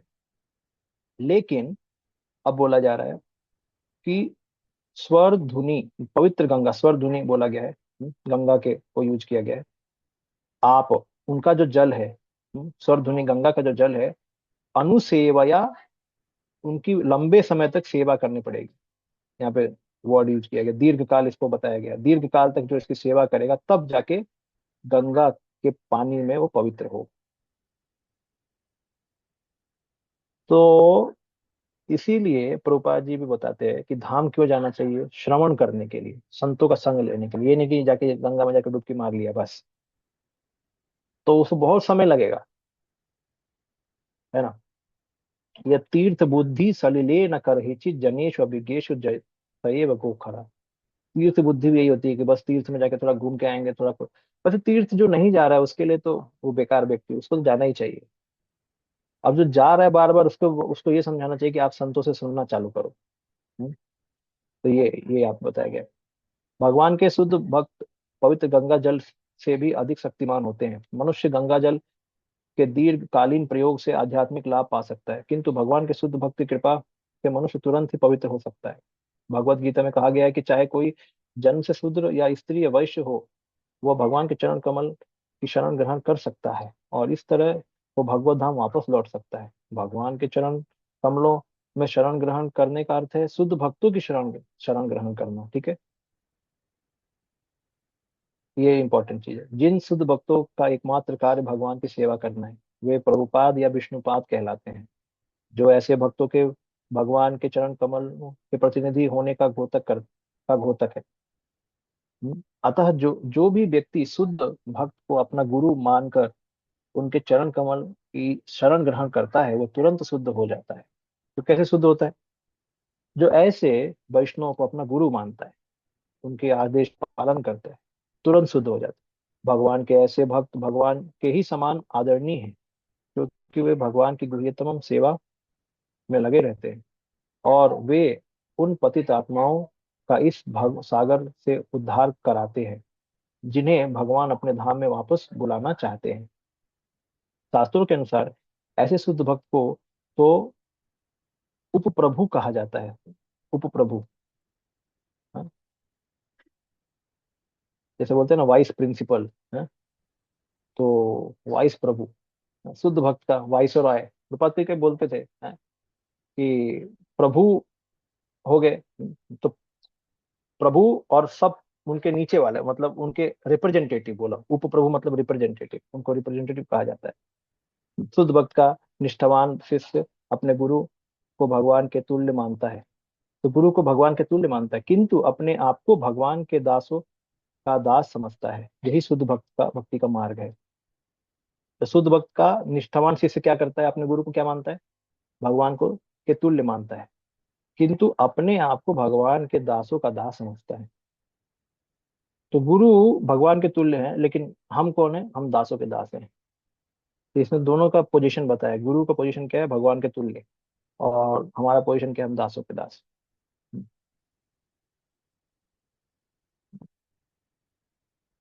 हम्म आगे। प्रभु जी तो एक आप, क्वेश्चन पूछूं? हाँ, प्रभु जी, प्रभुपाद और विष्णुपाद का मतलब क्या? प्रभु जी वापस बताएंगे क्या? हाँ, प्रभु मतलब कृष्णा विष्णु, और पाद मतलब उनके चरण। तो जो उनकी चरणों की शरण लिए हैं उनको प्रभुपाद बोलते हैं या विष्णुपाद बोलते हैं।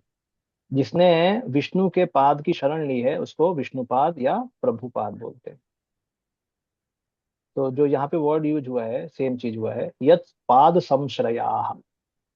जिसने भगवान के चरणों की शरण ली है, संश्रय हो गया है, तो इसी को बोला गया है प्रभुपाद। दोनों भी एक ही है क्या प्रभु जी? Same same. विष्णुपाद, प्रभु का मतलब प्रभु, महाप्रभु या विष्णु या कृष्ण, और वहां पे डायरेक्टली नाम रख दो, प्रभु की जगह विष्णु रख दो, तो सेम ही चीज हो जाता है। प्रभुपाद और विष्णुपाद सेम ही है। प्रभु जी, मेरा भी क्वेश्चन है वो गंगा हम्म से। हम्म। जैसे कि शुद्ध भक्त जब नहाते हैं तो गंगा का पाप ले लेते हैं, तो शुद्ध भक्त को गंगा में नहीं नहाना चाहिए? चाहिए। अच्छा, और अब ये हाँ, वो पाप का, एक एग्जाम। हम्म पाप जैसे कि है कि साधारण मनुष्य गंगा में नहाया तो गंगा के पास ट्रांसफर हो गया, और फिर वो गंगा में जब शुद्ध भक्त नहाए तो पाप सिर्फ ट्रांसफर ही होते रहता है या कभी खत्म भी होगा? नहीं नहीं, इसमें क्या है, हम्म। आपको खत्म करने वाले केवल भगवान है। आप कोई खत्म नहीं कर सकता। शुद्ध भक्त भी बताया गया शास्त्रों में क्यों खत्म कर पाते हैं, क्योंकि शुद्ध भक्त हमेशा भगवान का स्मरण करते हैं अपने हृदय में। तो जिन भगवान के चरणों से गंगा निकलती है, पाप को धो देती है, जिन चरणों पे हमेशा शुद्ध भक्त सेवा करते हैं या स्मरण करते हैं, वो भी पाप को धो देते हैं। इसका मतलब क्या? धोने वाला कौन है? भगवान ही है। उनके चरण के संपर्क में जो निष्ठावान भक्त आता है या गंगा आती है, वो पाप को धोती है। तो गंगा का और शुद्ध भक्त में थोड़ा डिफरेंस क्यों बताया गया है? क्योंकि शुद्ध भक्त का, गंगा ठीक है, एक बार निकल के आगे भगवान के चरण से कोई चरणामृत ले लिया, ठीक है, लेकिन शुद्ध भक्त का भाव भी भगवान की सेवा में हमेशा लगा रहता है, हमेशा।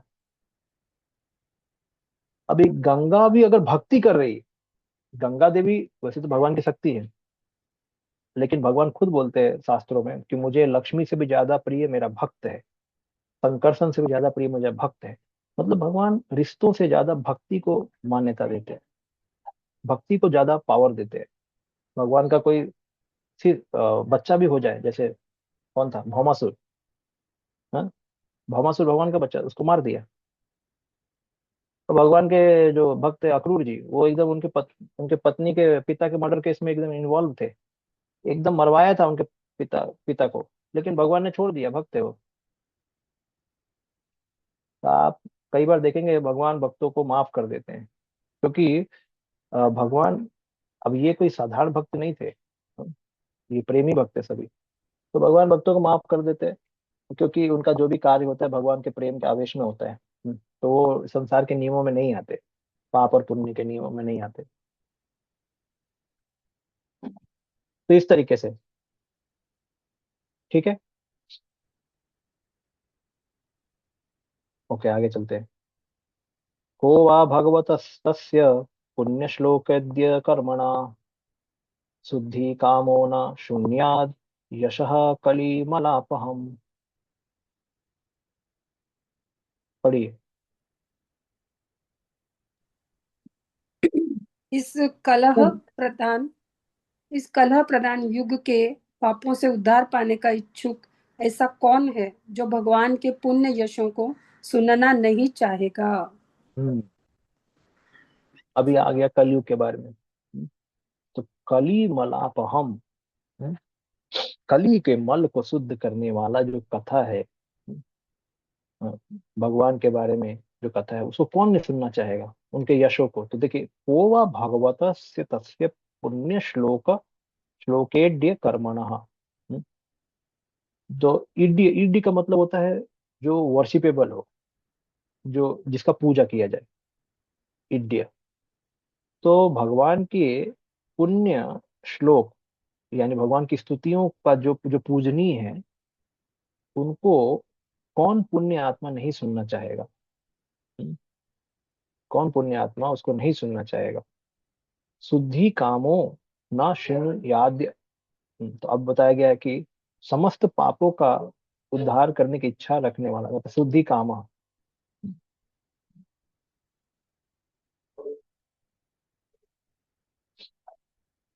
तो ऐसे सब रिटोरिकल स्टेटमेंट्स काफी आते हैं, इस सार्कास्टिक भी कभी कभी ऐसा आते हैं। आगे भागवत में भी आपको मिलेगा, जैसे दसम स्कंद में आता है, निवृत्त तर्षय रूपगीयमाना भव औषधि श्रोत मनोभिरामा। क उत्तम श्लोक उत्तम श्लोक गुणानुवाद पुमान विरज्येत बिना पशुघ्नाथ। तो वहां बोला गया कि केवल पशु की हत्या करने वाला व्यक्ति ही भगवान की कथा को नहीं सुनेगा, क्योंकि उसको पशु की हत्या मतलब कौन करता है, जो एकदम पागल है।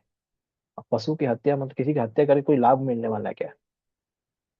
तो जो अपनी हत्या करता है, जो अपने खुद को मारता है, सेल्फ सुसाइड करता है, वही भगवान की कथा नहीं सुनेगा। हाँ? और ऐसे कई जगह पे बताया गया है, यद अनुध्यासिना युक्त कर्म ग्रंथि निबंधनम शुद्ध। तो वहां पे बताया गया कि को न कुर्यात कथा रतिम। वहां पे भी आता है को न कुर्यात कथा रतिम। कौन व्यक्ति जिसके अंदर भगवान की कथा सुनने की रुचि नहीं होगी, जो कर्म ग्रंथि को काट देगा, संसार की कर्म ग्रंथि को काट देगा ये कथा सुनने से। तो कौन ऐसा व्यक्ति जो नहीं सुनना चाहेगा वर्णन कथा। तो यहाँ पे भी सेम चीज को बोला गया है कि इस कली के कली के मल को उपहम करने वाला, खत्म करने वाला जो भगवान की कथा है, भगवतस्य पुण्य भगवतस्य पुण्य श्लोक एड्य कर्मण। भगवान के जो कर्म कर्म है वो स्तुति के लायक है, पूजनीय है, और उससे पाप खत्म हो जाएगा। तो क्यों नहीं सुनना चाहेगा ऐसा। कलयुग अपने कलह प्रधान लक्षणों के कारण अत्यंत निकृष्ट युग है। यह पाप चारों से इस प्रकार परिपूरित है कि थोड़ी सी नासमझी से बड़ी भारी लड़ाई हो जाती है ना। थोड़ी सी नासमझी, मिसकम्युनिकेशन और बिग फाइट। जो भगवत भक्ति में लगे हैं, जिन्हें आत्म श्लाघा को की कोई इच्छा नहीं है, जो कर्म के फलों तथा शुष्क दार्शनिक ज्ञान से मुक्त है।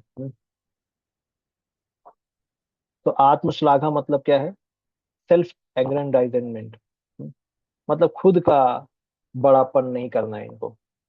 सिंपल व्यक्ति है।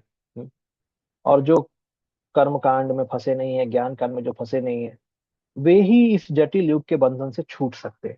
तो अब प्रभुपाद जी क्या बता रहे हैं, देखो, कौन व्यक्ति छूट सकता है? पहला बात, जो भक्ति में लगे हैं, कर्म कांड में मत फंस जाना, ज्ञान कांड में मत फंसना। ज्यादा शास्त्र पढ़ के भी हम कौन है, हम ज्ञानी हैं, हम ब्राह्मण हैं, हैं, हैं, ब्रह्म सत्यम जगत मिथ्या, ये सब में नहीं।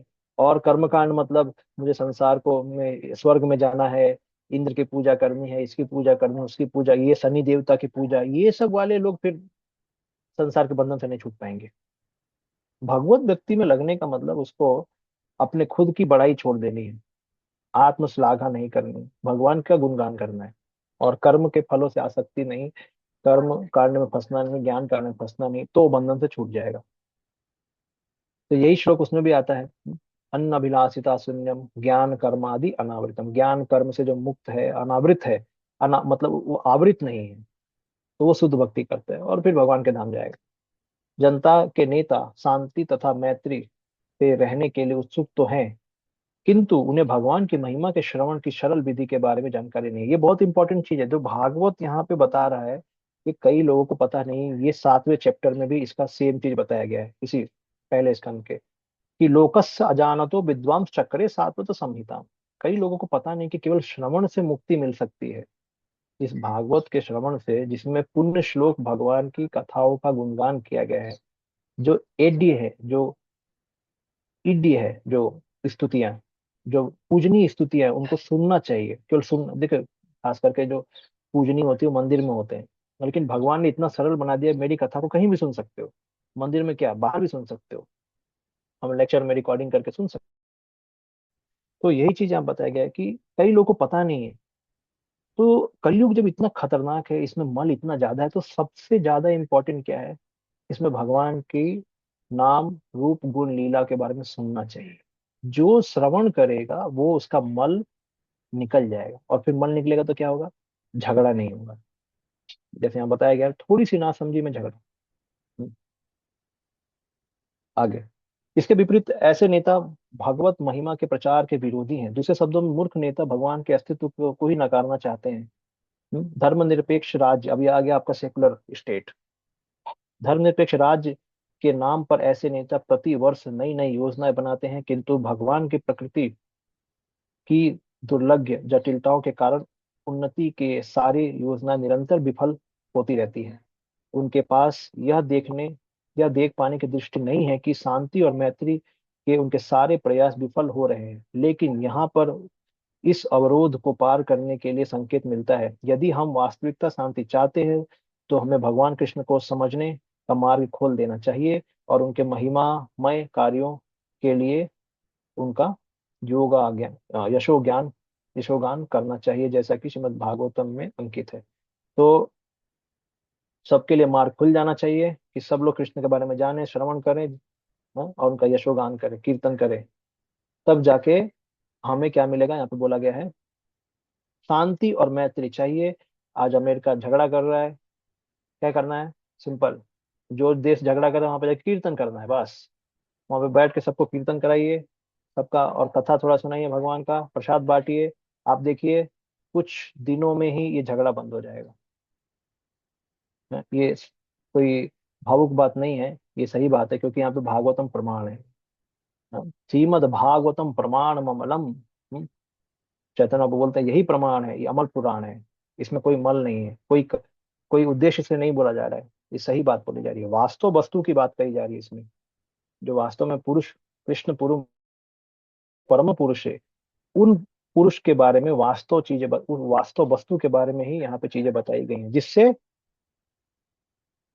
क्या होता है, धर्म प्रोजित कई अत्र परमो निर्मत सराणाम सताम वेद्यम वास्तव वस्तु अत्र ताप त्रयोन मूलनम उन्मूलनम। तो ताप निकल जाएगा अगर इस वास्तव वस्तु के बारे में कोई सुनेगा तो वहां पे ही बोला गया है, शुरू में भागवत में बोला गया है, और इधर भी सेम चीज बताई जा रही है। अब ये कौन बोल रहे हैं, ये सौनक मुनि सब बोल रहे हैं सुत गोस्वामी को, मतलब उनको काफी महिमा पता है भागवत की, जिसे तो सुनना चाहते हैं। आगे, तस्य कर्माण्य उदाराणि परिगीतानि सूरभिः ब्रूहि न श्रद्धानानां लीलया द- ददतः कलाः। उनके दिव्य कर्म अत्यंत उदार तथा अनुग्रहपूर्ण हैं और नारद जैसे महान विद्वान मुनि उनका गायन करते हैं। अतः कृपया कृपया हमें उनके अपने विविध अवतारों में संपन्न साहसिक लीलाओं के विषय में बताएं, क्योंकि हम सुनने के लिए उत्सुक हैं। अब ये चौथा प्रश्न है, पूछा जा रहा है। तो कौन सा लीला के बारे में पूछ रहे हैं? साहसी लीलाओं के बारे में, एडवेंचरस पास टाइम। तो भगवान संसार में पुरुष अवतार के रूप में बहुत बड़े बड़े कार्य कर रहे हैं। पुरुष अवतार मतलब महाविष्णु, गर्भदक्षाय विष्णु, क्षीरोदक्षाय विष्णु, ये तीन पुरुष अवतार है। तो उनके अलग अलग अवतार, जैसे पुरुष अवतार हो गए, अलग अलग अवतारों में जो उन्होंने एडवेंचरस पास टाइम किए हैं, हम्म, बहुत ही अलौकिक, सभी के सुनने लायक। जैसे नरसिंह भगवान, क्या पास टाइम किया है भगवान, बराह क्या पास टाइम किया है। तो एडवेंचरस पास टाइम, ऐसे लीलाओं के बारे में बताइए। रूहीना श्रद्धाना नाम, आदर पूर्वक ग्रहण करने के लिए उद्यत, श्रद्धाना नाम। अच्छा, उसमें ऊपर क्या बोला गया? तस्य कर्माणि, उनके दिव्य कर्म, और उदाराणी, और उदार, उदार मतलब क्या है? दूसरों पे दया दिखाने वाली, उदार दिल वाले हैं भगवान, उदार, सब पे करुणा करते हैं। उनके कर्म और उनके उदाराणी परिगीतानि सूरभि, सूरभि है भगवान, हीरो है हमारे, हैं? हीरो हीरो है भगवान, सूरभि। यहाँ पे सूरभि नारद मुनि के लिए यूज किया गया है। तो सूरभि महात्माओं द्वारा, तो कौन से महात्मा सूरभि है? हैं? ये कई बार भक्तों के लिए अच्छा वर्ड यूज किया जाता है भागवतों में, सूरी। सूरी मतलब हीरो, हमारे महात्मा, हैं? सूरभि है। सुरा, सुरा भी देवताओं के लिए यूज होता है, सूरी, सूरी भक्तों के लिए, महात्माओं के लिए यूज हो रहा है यहाँ पे। तो बड़े बड़े महात्मा हैं, महान विद्वान महात्मा हैं, जो इसका गान करते हैं? किसका गान करते हैं? ये भगवान के उदार कर्मों को गान करते हैं। तो उनका हमको सुनना है, उनके लिए हमें उत्सुक है, मगर सुनने के लिए। ठीक है। लीलया दधतः कला। अभी इसमें देखो, ध्यान से देखना है, कला मतलब क्या है? किसकी लीला सुननी है? कला। कला में क्या अंतर? कला क्या होता है? अंश क्या होता है? कला क्या होता है? तो अंश और कला, इसमें इतना होता है कि अ, अंश का, अंश को कला बोलते हैं। जैसे ये मेरा हाथ क्या है? अंश हो गया, मेरे मेरा शरीर का अंश है। लेकिन ये हाथ का भी अंश है। वो मान लो ये मेरा, ये तो मैं हाथ को मान लो अलग कर दिया, तो हाथ मेरा अंश कहलाएगा। लेकिन इसकी मेरी अंगुलियां जो होंगी, अंगुली, वो हाथ का अंश है, उसे कला बोलते हैं। तो भगवान के, डायरेक्ट भगवान के बारे में तो ऊपर उन्होंने बोला अवतार के बारे में बता दो, बाद में अभी बोल रहे हैं कि हमें उनकी कला, मतलब अंश के बारे में भी बताओ। जो भगवान अवतार तो ले, मान लो डायरेक्ट इंकारनेशन हो गए, भगवान के अंश हो गए, और कला हो गए, अंश के अंश हो गए, उनके बारे में भी बताओ हमको। उनके जो बहुत बड़ी बड़ी लीला है, जिसकी सुरभि भी, उनका परिगीतानी, जो उनको गीत गाते रहते हैं, उनके बारे में बोलते रहते हैं, गायन करते रहते हैं, उनके बारे में बताओ, उन लीलाओं के बारे में। तो यहाँ पे बता रहे हैं भगवान कभी भी निष्क्रिय नहीं है, हम्म। जैसा कि कुछ अल्प लोग सूचित करते हैं। हाँ सही है ना, टाइम नहीं मैच कर रहा है। एक मिनट, कोई फिर बोल। रात में अगर तुमको ज्यादा दिक्कत हो ना, चाहे इसका कैब वगैरह बुक करने में, तो तुम धीरे से रिक्वेस्ट कर देना, वो तुमको ड्रॉप कर दिया करेगा।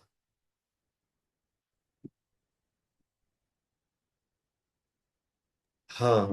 मेरे को तो लगता है कि ये भगवान का ही किया करा है, क्योंकि भगवान सबको रिवील कर हाँ देते हैं उधर, कौन क्या कर वो रहा है ठीक है। उधर। एड, तो वो इस एडमिन तरह तुम्हारा एडमिन मैनेज ये तो है, हो वही जाएगा, कोई बोल रहे दिक्कत हैं। नहीं है। और अगर मान लो ऑलवेज वीक दे दिया, वंस अ मंथ कर दिया तुम्हारा रिपोर्टिंग ऑफिस में ना, तो देन नथिंग लाइक दैट, है ना।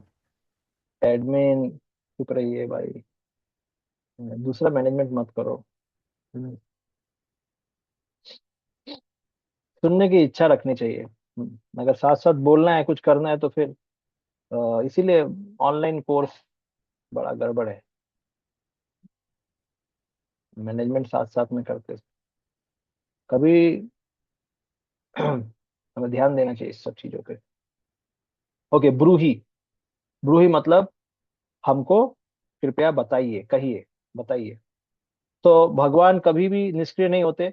जैसा कि कुछ अल्प अल्पज्ञ लोग सूचित करते हैं, उनके कर्म उदार तथा भव्य है। उनकी सृष्टि चाहे भौतिक हो या आध्यात्मिक समान रूप से आश्चर्यजनक है और समस्त विविधताओं से परिपूर्ण है। इनका गुणगान श्री नारद, व्यास, वाल्मीकि, देवल, असित, मध्व, श्री चैतन्य, रामानुज, विष्णु स्वामी, निम्बार्क, श्रीधर, विश्वनाथ, बलदेव, भक्ति विनोद, भक्ति सिद्धांत सरस्वती तथा अन्य अनेक विद्वानों द्वारा स्वरूप सिद्ध आत्माओं द्वारा किया जाता है। भौतिक एवं आध्यात्मिक ये दोनों प्रकार की सृष्टियां ऐश्वर्य, सौंदर्य और ज्ञान से परिपूर्ण है। किंतु तो देखिए, भौतिक हो चाहे आध्यात्मिक हो, ये भगवान की सृष्टि है, तो इसमें विविधताएं बहुत हैं। और भगवान के भक्त लोग इसका गुणगान भी करते हैं, ऊपर बताया है कौन कौन से करते हैं। किंतु आध्यात्मिक जगत अपने सच्चिदानंद रूप स्वरूप के कारण अधिक भव्य है। ऐसा नहीं कि भौतिक एकदम खराब है। भगवान खुद बोलते हैं गीता में कि ये मेरे अंश है, ये मेरे विभूति का अंश है अर्जुन। ये जो संसार है, इसमें मैंने अपने एक अंश, एकान अंश स्थितो जगत, मेरे एक अंश से पूरा ये जगत चल रहा है। तो भगवान का ही तो अंश है, उनकी विभूति का ही तो प्रकार है ये। तो हम इसको क्यों नगण्य बोले, इसको क्यों छोड़ दे, एकदम बेकार छोड़ दे, ऐसा नहीं। लेकिन आध्यात्मिक जगत और भव्य है, क्योंकि वो उनकी स्वरूप शक्ति से बना है। भौतिक सृष्टि कुछ काल के लिए अध्यात्म जगत के विकृत प्रतिबिंबों के रूप को प्रकट होती है, और उसकी तुलना सिनेमा की जैसे की जा सकती है।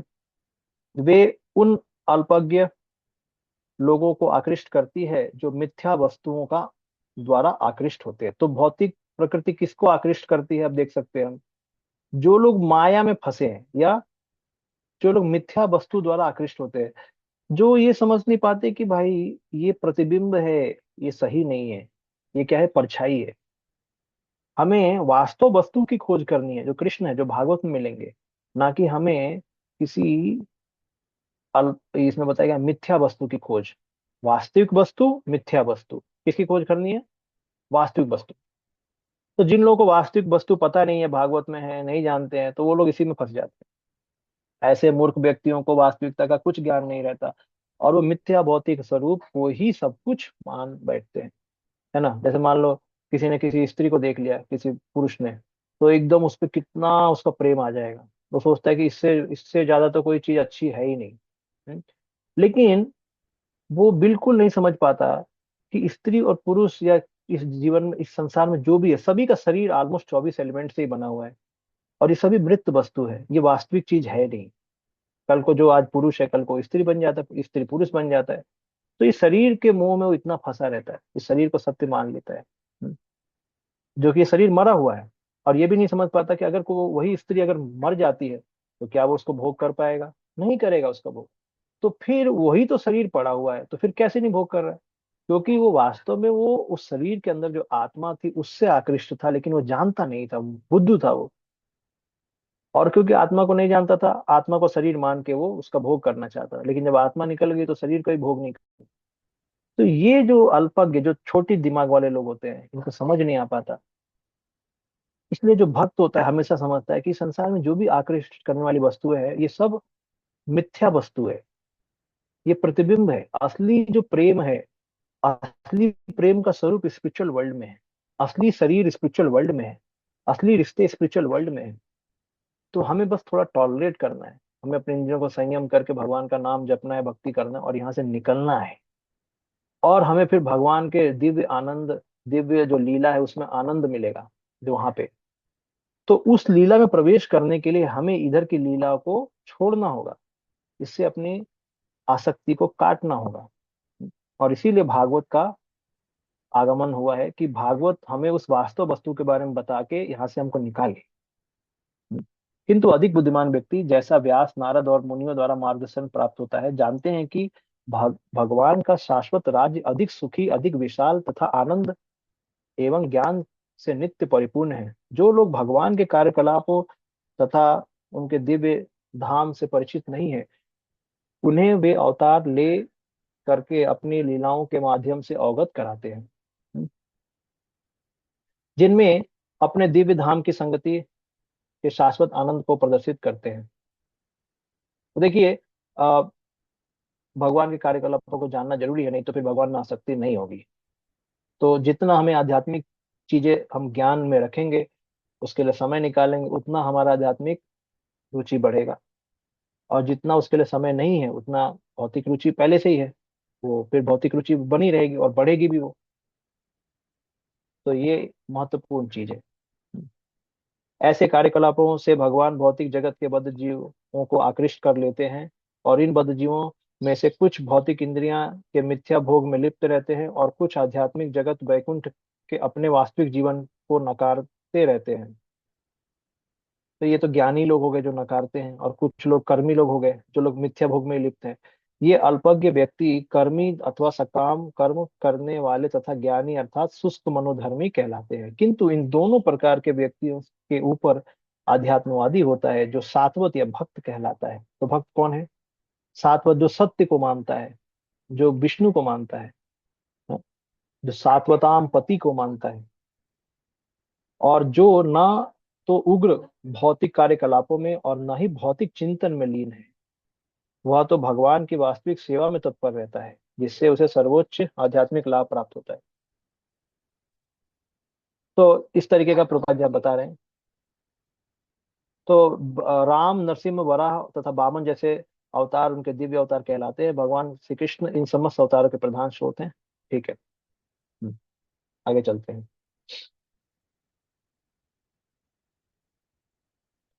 तो इसमें, हाँ, इसमें विश्वनाथ चक्रवर्ती ठाकुर बोल रहे हैं कि यहाँ पे जो शब्द यूज हुआ है, कर्माणि तस्य कर्माणि उदाराणि, है ना, कि जो यहाँ पे कर्माणि वो है तस्य कर्माणि, तो विश्वनाथ चक्रवर्ती ठाकुर क्या बोल रहे हैं? कर्माणि का मतलब है भगवान ने जो असुरों को मारा है, अपने अवतार में असुरों को मारा है, नरसिंह हो गए, वराह हो गए, तो ये बड़े बड़े जो कार्य हैं किए हैं, एडवेंचरस वर्क किए हैं भगवान ने, उसकी बात कही जा रही है। उदाराणी मतलब अपने भक्तों के इच्छाओं को पूर्ण किया है। तो अभी आचार्य इसका अलग मतलब दे रहे हैं। कर्माणी उदाराणी मतलब ऐसे उदार उदार कर्म किए हैं। तो इसमें ऐसा बोला जा सकता है कि असुरों को, बड़े बड़े असुरों को मारा है भगवान ने और उनको मुक्ति दे दी। ठीक है। दूसरा इसका ये मतलब है कि उन्होंने असुरों को मारा है और भक्तों की इच्छाओं को पूर्ण किया है, उनकी इच्छाओं को। तो उसका ये भी मतलब है कि कर्माणी मतलब बड़े बड़े असुरों को मारा है, और उदाराणी मतलब भक्तों की इच्छा को पूर्ण किया है। ये भी इसका मतलब है। कला दधा दधतः means of he who support the form of the avatar. Okay, ठीक है। तो हमें पता है कि दधत मतलब ग्रहण करना, लेना या वो करना। तो भगवान ही सबके स्रोत है। कला जो निकल के आ रहा है, अंश जो निकल के आ रहा है, वो भगवान ही उसके स्रोत है। इसलिए बोला गया कि भगवान ने वो धारण किया है कला को, वो कला या अवतार जो भी है। ठीक है, अगला श्लोक अब करते हैं।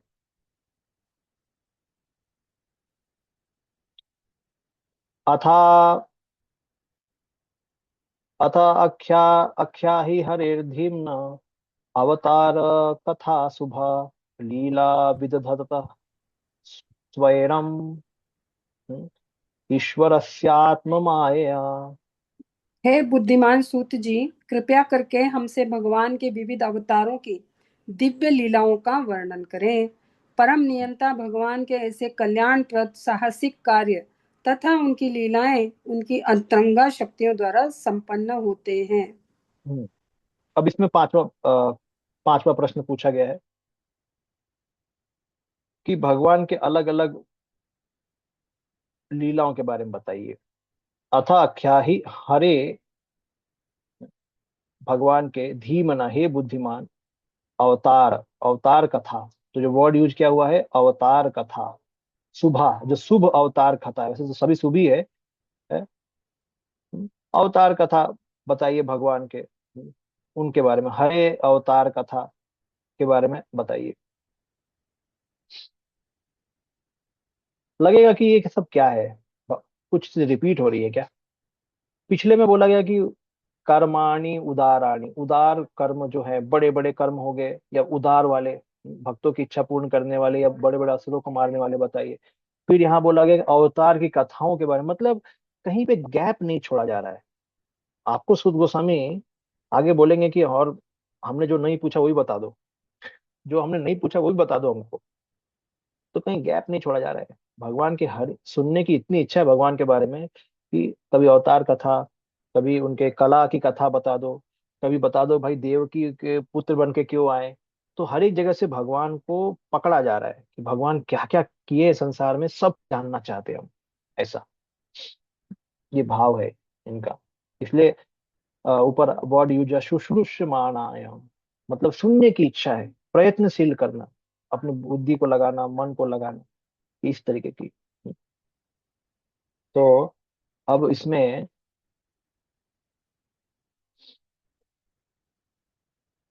तो अभी इसमें विश्वनाथ चक्रवर्ती ठाकुर क्या बोल रहे हैं, ओ इंटेलिजेंट सेज, ओ बुद्धिमान संत, धीमम मतलब बुद्धिमान, narrate the non material stories of अवतार, who performs his eternal pastime independently by his योग माया पोटेंशियल।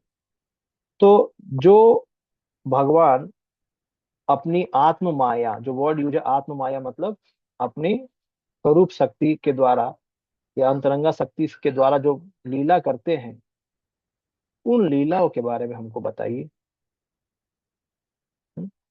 जो लीला भगवान करते हैं उनके बारे में बताइए।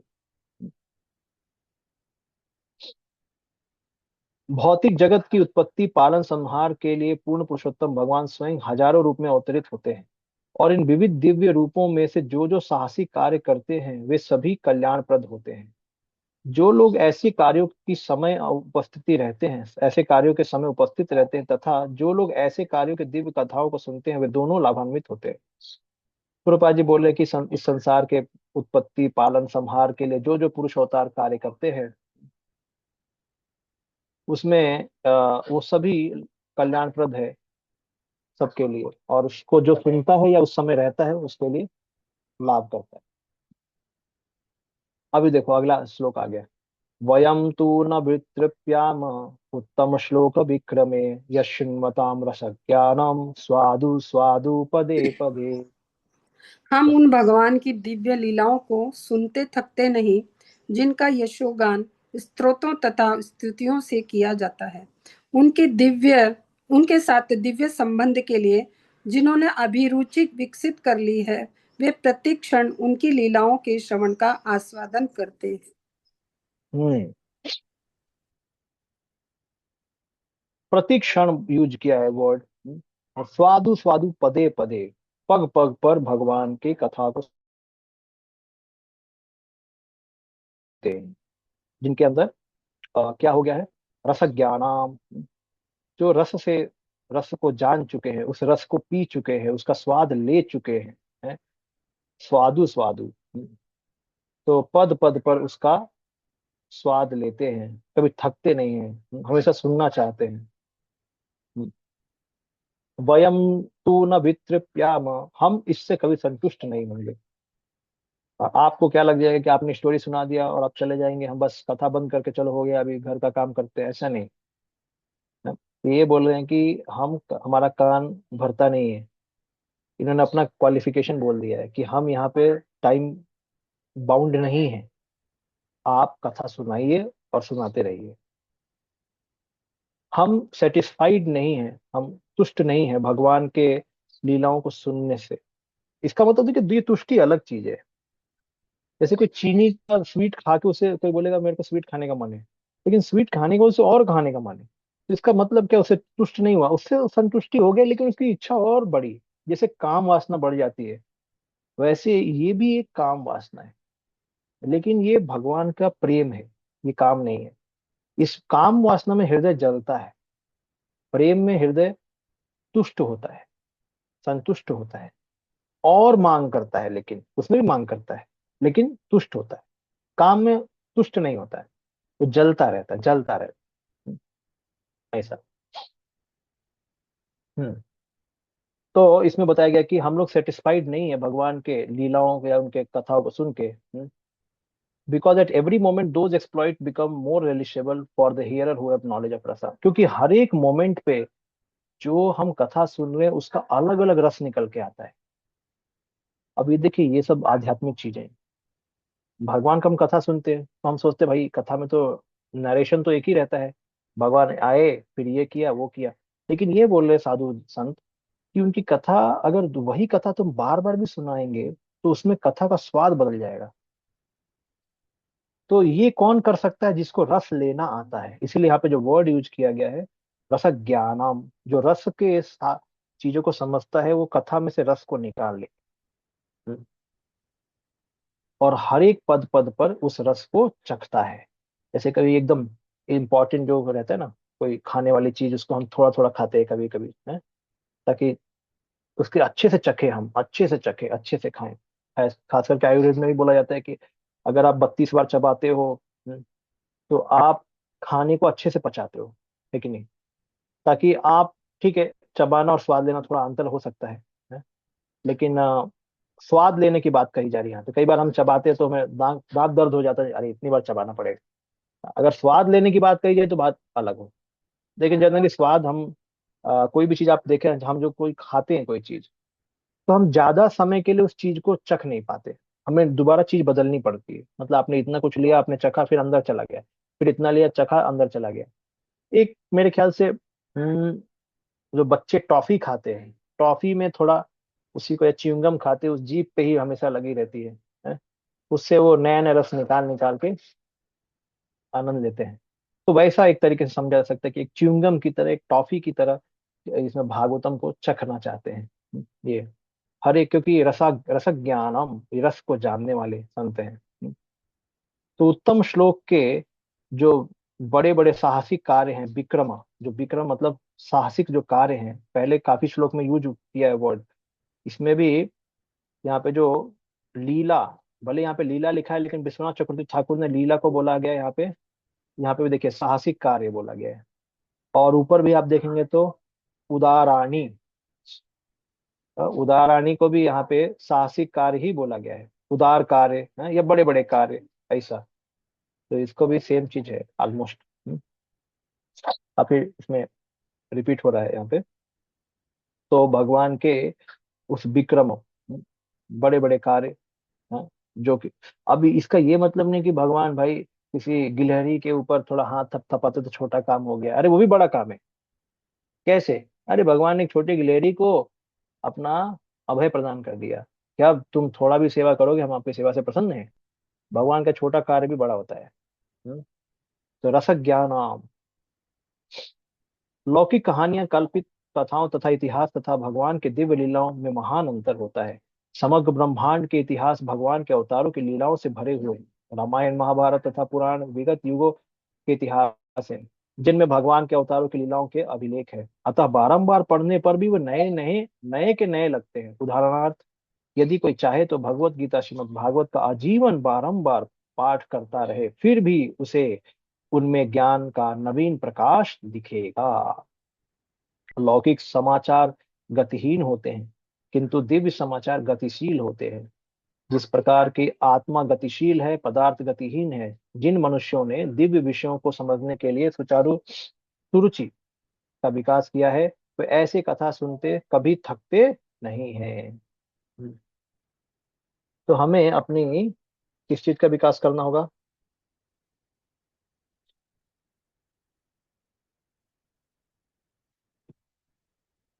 तो इसमें बताया सुरुचि का विकास किया किया है। तो हमें कथा में सुरुचि, स्टेमिना डेवलप करना पड़ेगा कथा सुनने के लिए। स्टेमिना से क्या होगा? हमारे अंदर रसों का एक ज्ञान आ जाएगा कि रस को कैसे लेना है। जैसे हम हर हर दिन 16 माला कर रहे हैं, 16 माला करते करते करते करते हमें समझ में आ जाए कि 16 माला कैसे करना है, और फिर वो हमारे लिए आसान होता है और हम उसको और करना चाहते हैं। तो यही चीज है रसों के लिए भी। कथा को श्रवण करते करते बारंबार हमारे अंदर वो रस का सिलसिला चालू हो जाता है। लौकिक कार्यकलापों से मनुष्य शीघ्र तृप्त हो जाता है, किंतु दिव्य या भक्तिमय कार्यकलापों से कभी तृप्ति नहीं होती। उत्तम श्लोक उस साहित्य की ओर संकेत करते हैं जो अज्ञानता के निमित्त नहीं है। लौकिक साहित्य तो तमोगुणी होता है, किंतु आध्यात्मिक साहित्य साहित्य सर्वथा भिन्न होता है। दिव्य साहित्य तमोगुणी से परे होता है, और ज्यो ज्यो और पढ़ा जाता है त्यों तो वो अधिक प्रकाशवान बनता जाता है। तो देखिए, ये बात सही बोली गई है। आप जितना इसको पढ़ेंगे कभी पुराना नहीं होगा, हमेशा नया नया लगेगा, नया नया। तो प्रभुपाद जी एक और चीज बोल रहे हैं कि जैसे मान लो आपने जलेबी खाया, जलेबी खाया, दोबारा जलेबी खाने का मन नहीं करेगा, अरे अभी तो खाया जलेबी, कुछ दिन बाद खाने का मन कर सकता है। लेकिन ऐसा आध्यात्मिक विषय में नहीं है, क्योंकि यहाँ बोला गया स्वादु स्वादु हर एक मोमेंट पे आपको नया लगेगा, हर एक मोमेंट पे पग पग पर नया लगेगा। ये अनुभूति और अधिक हो जाती है। तथाकथित मुक्त व्यक्ति अहम ब्रह्मास्मि शब्दों को बारंबार उच्चारण करते संतुष्ट नहीं होते।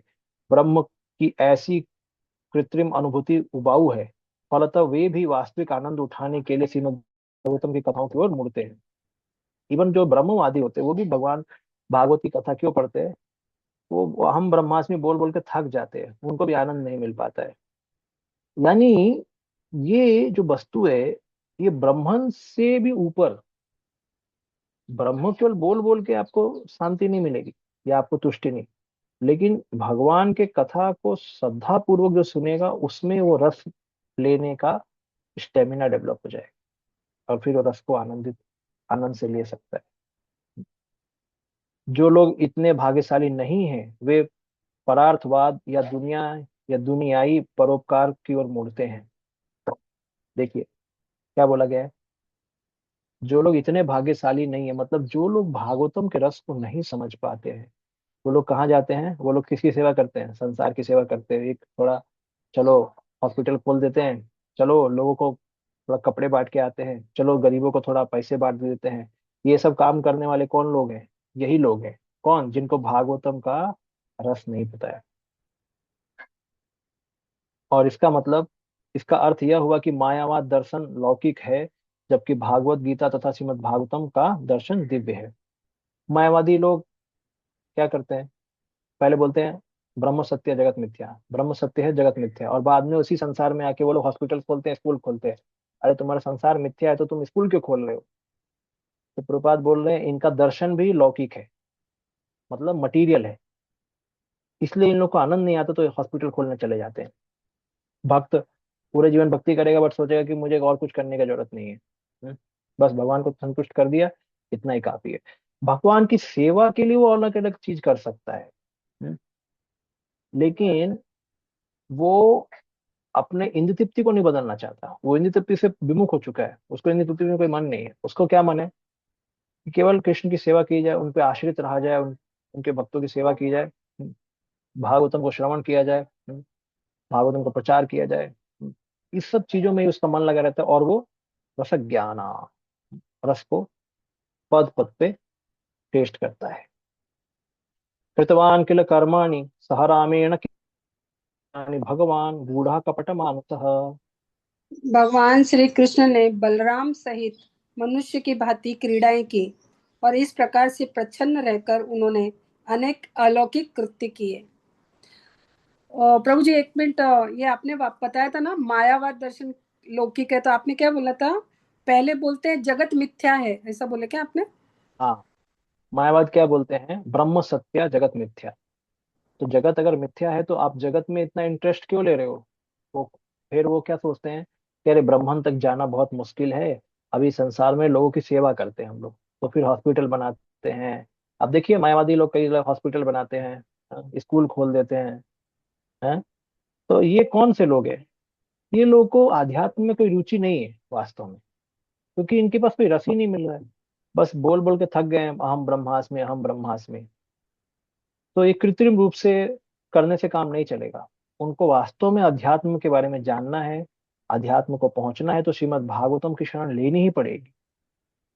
और इसलिए श्रीमद् भागवतम ये चीज बता रहा है कि इस श्रीमद् भागवतम में उसी भगवान जो पूर्ण श्लोक हैं, जो उत्तम श्लोक हैं, जिनकी स्तुति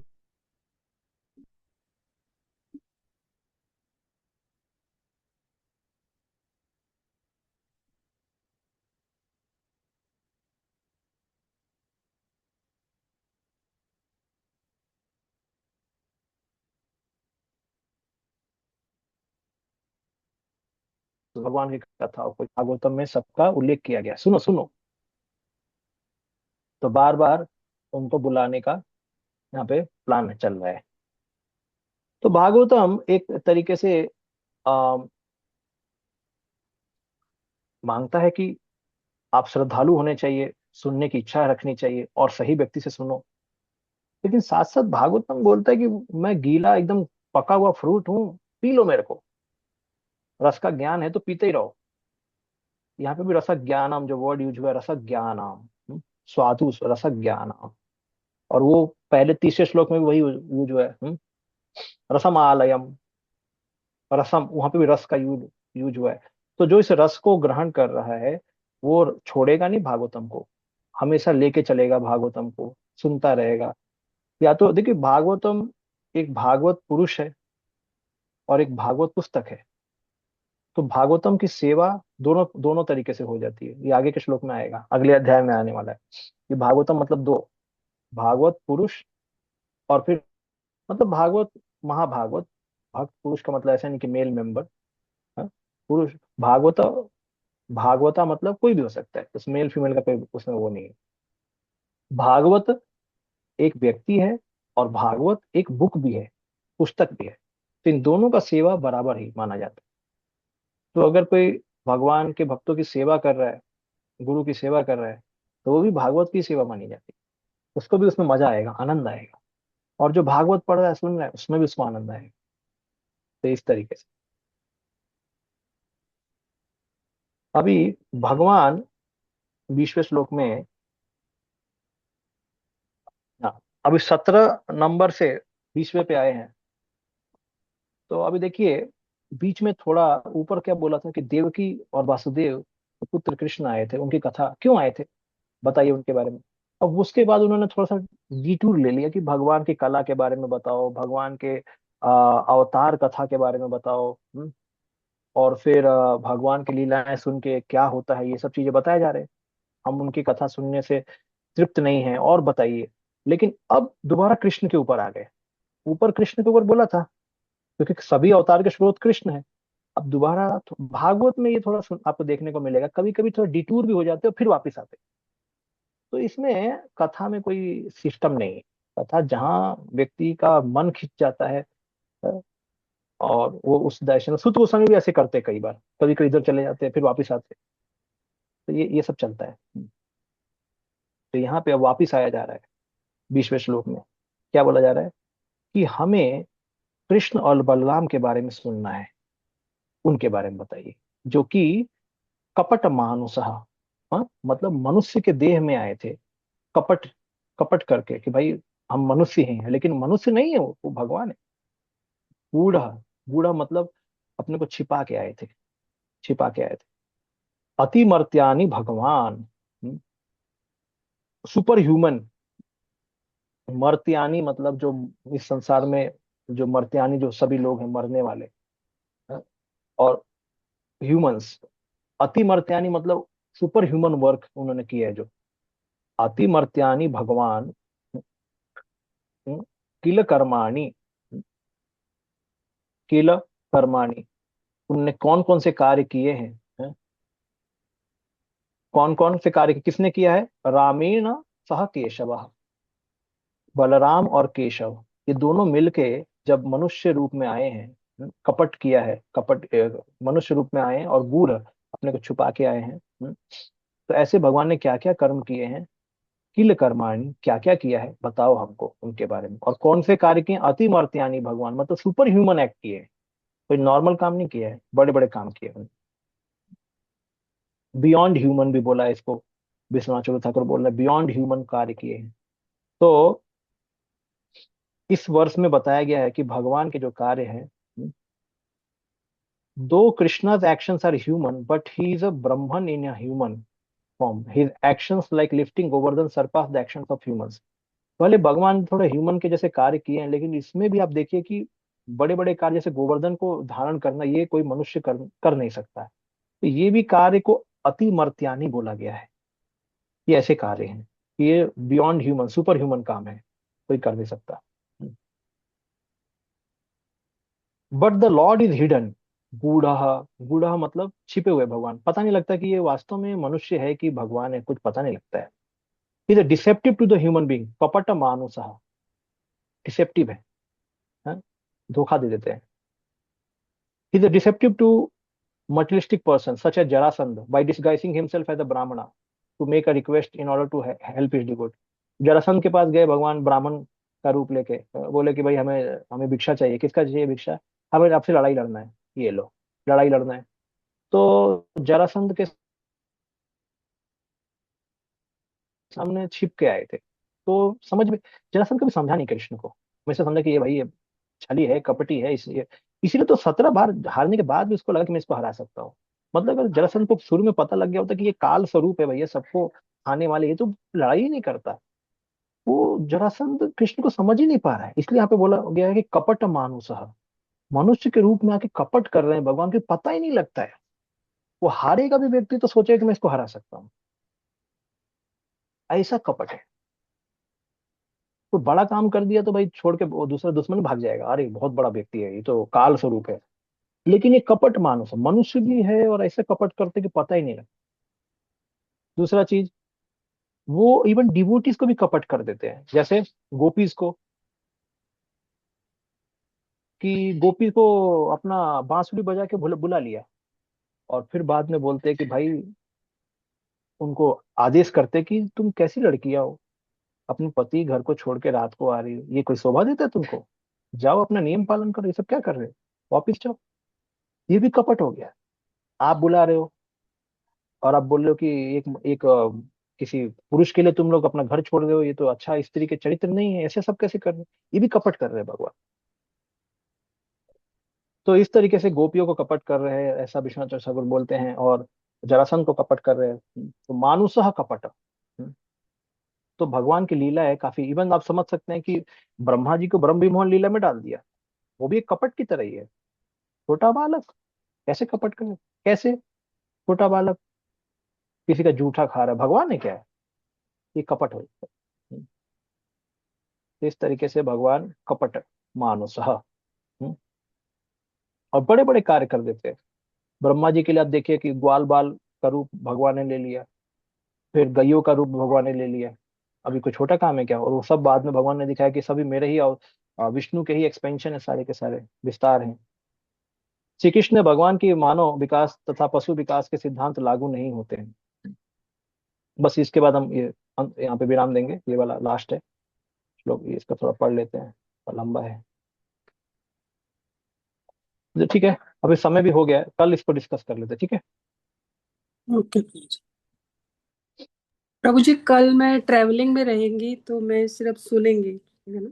हाँ ठीक है, ठीक है। ओके आप ओके, ठीक है, थैंक यू। हरे कृष्ण। तो आज यहीं पे विराम देते हैं। श्री हरे कृष्ण। हरे दंडवत प्रणाम। हरे कृष्णा, दंडवत कृष्णा प्रणाम। प्रभु जी, हरे दंडवत प्रणाम कृष्णा, प्रभु जी। दंडवत प्रणाम प्रभु जी। दंडवत प्रणाम।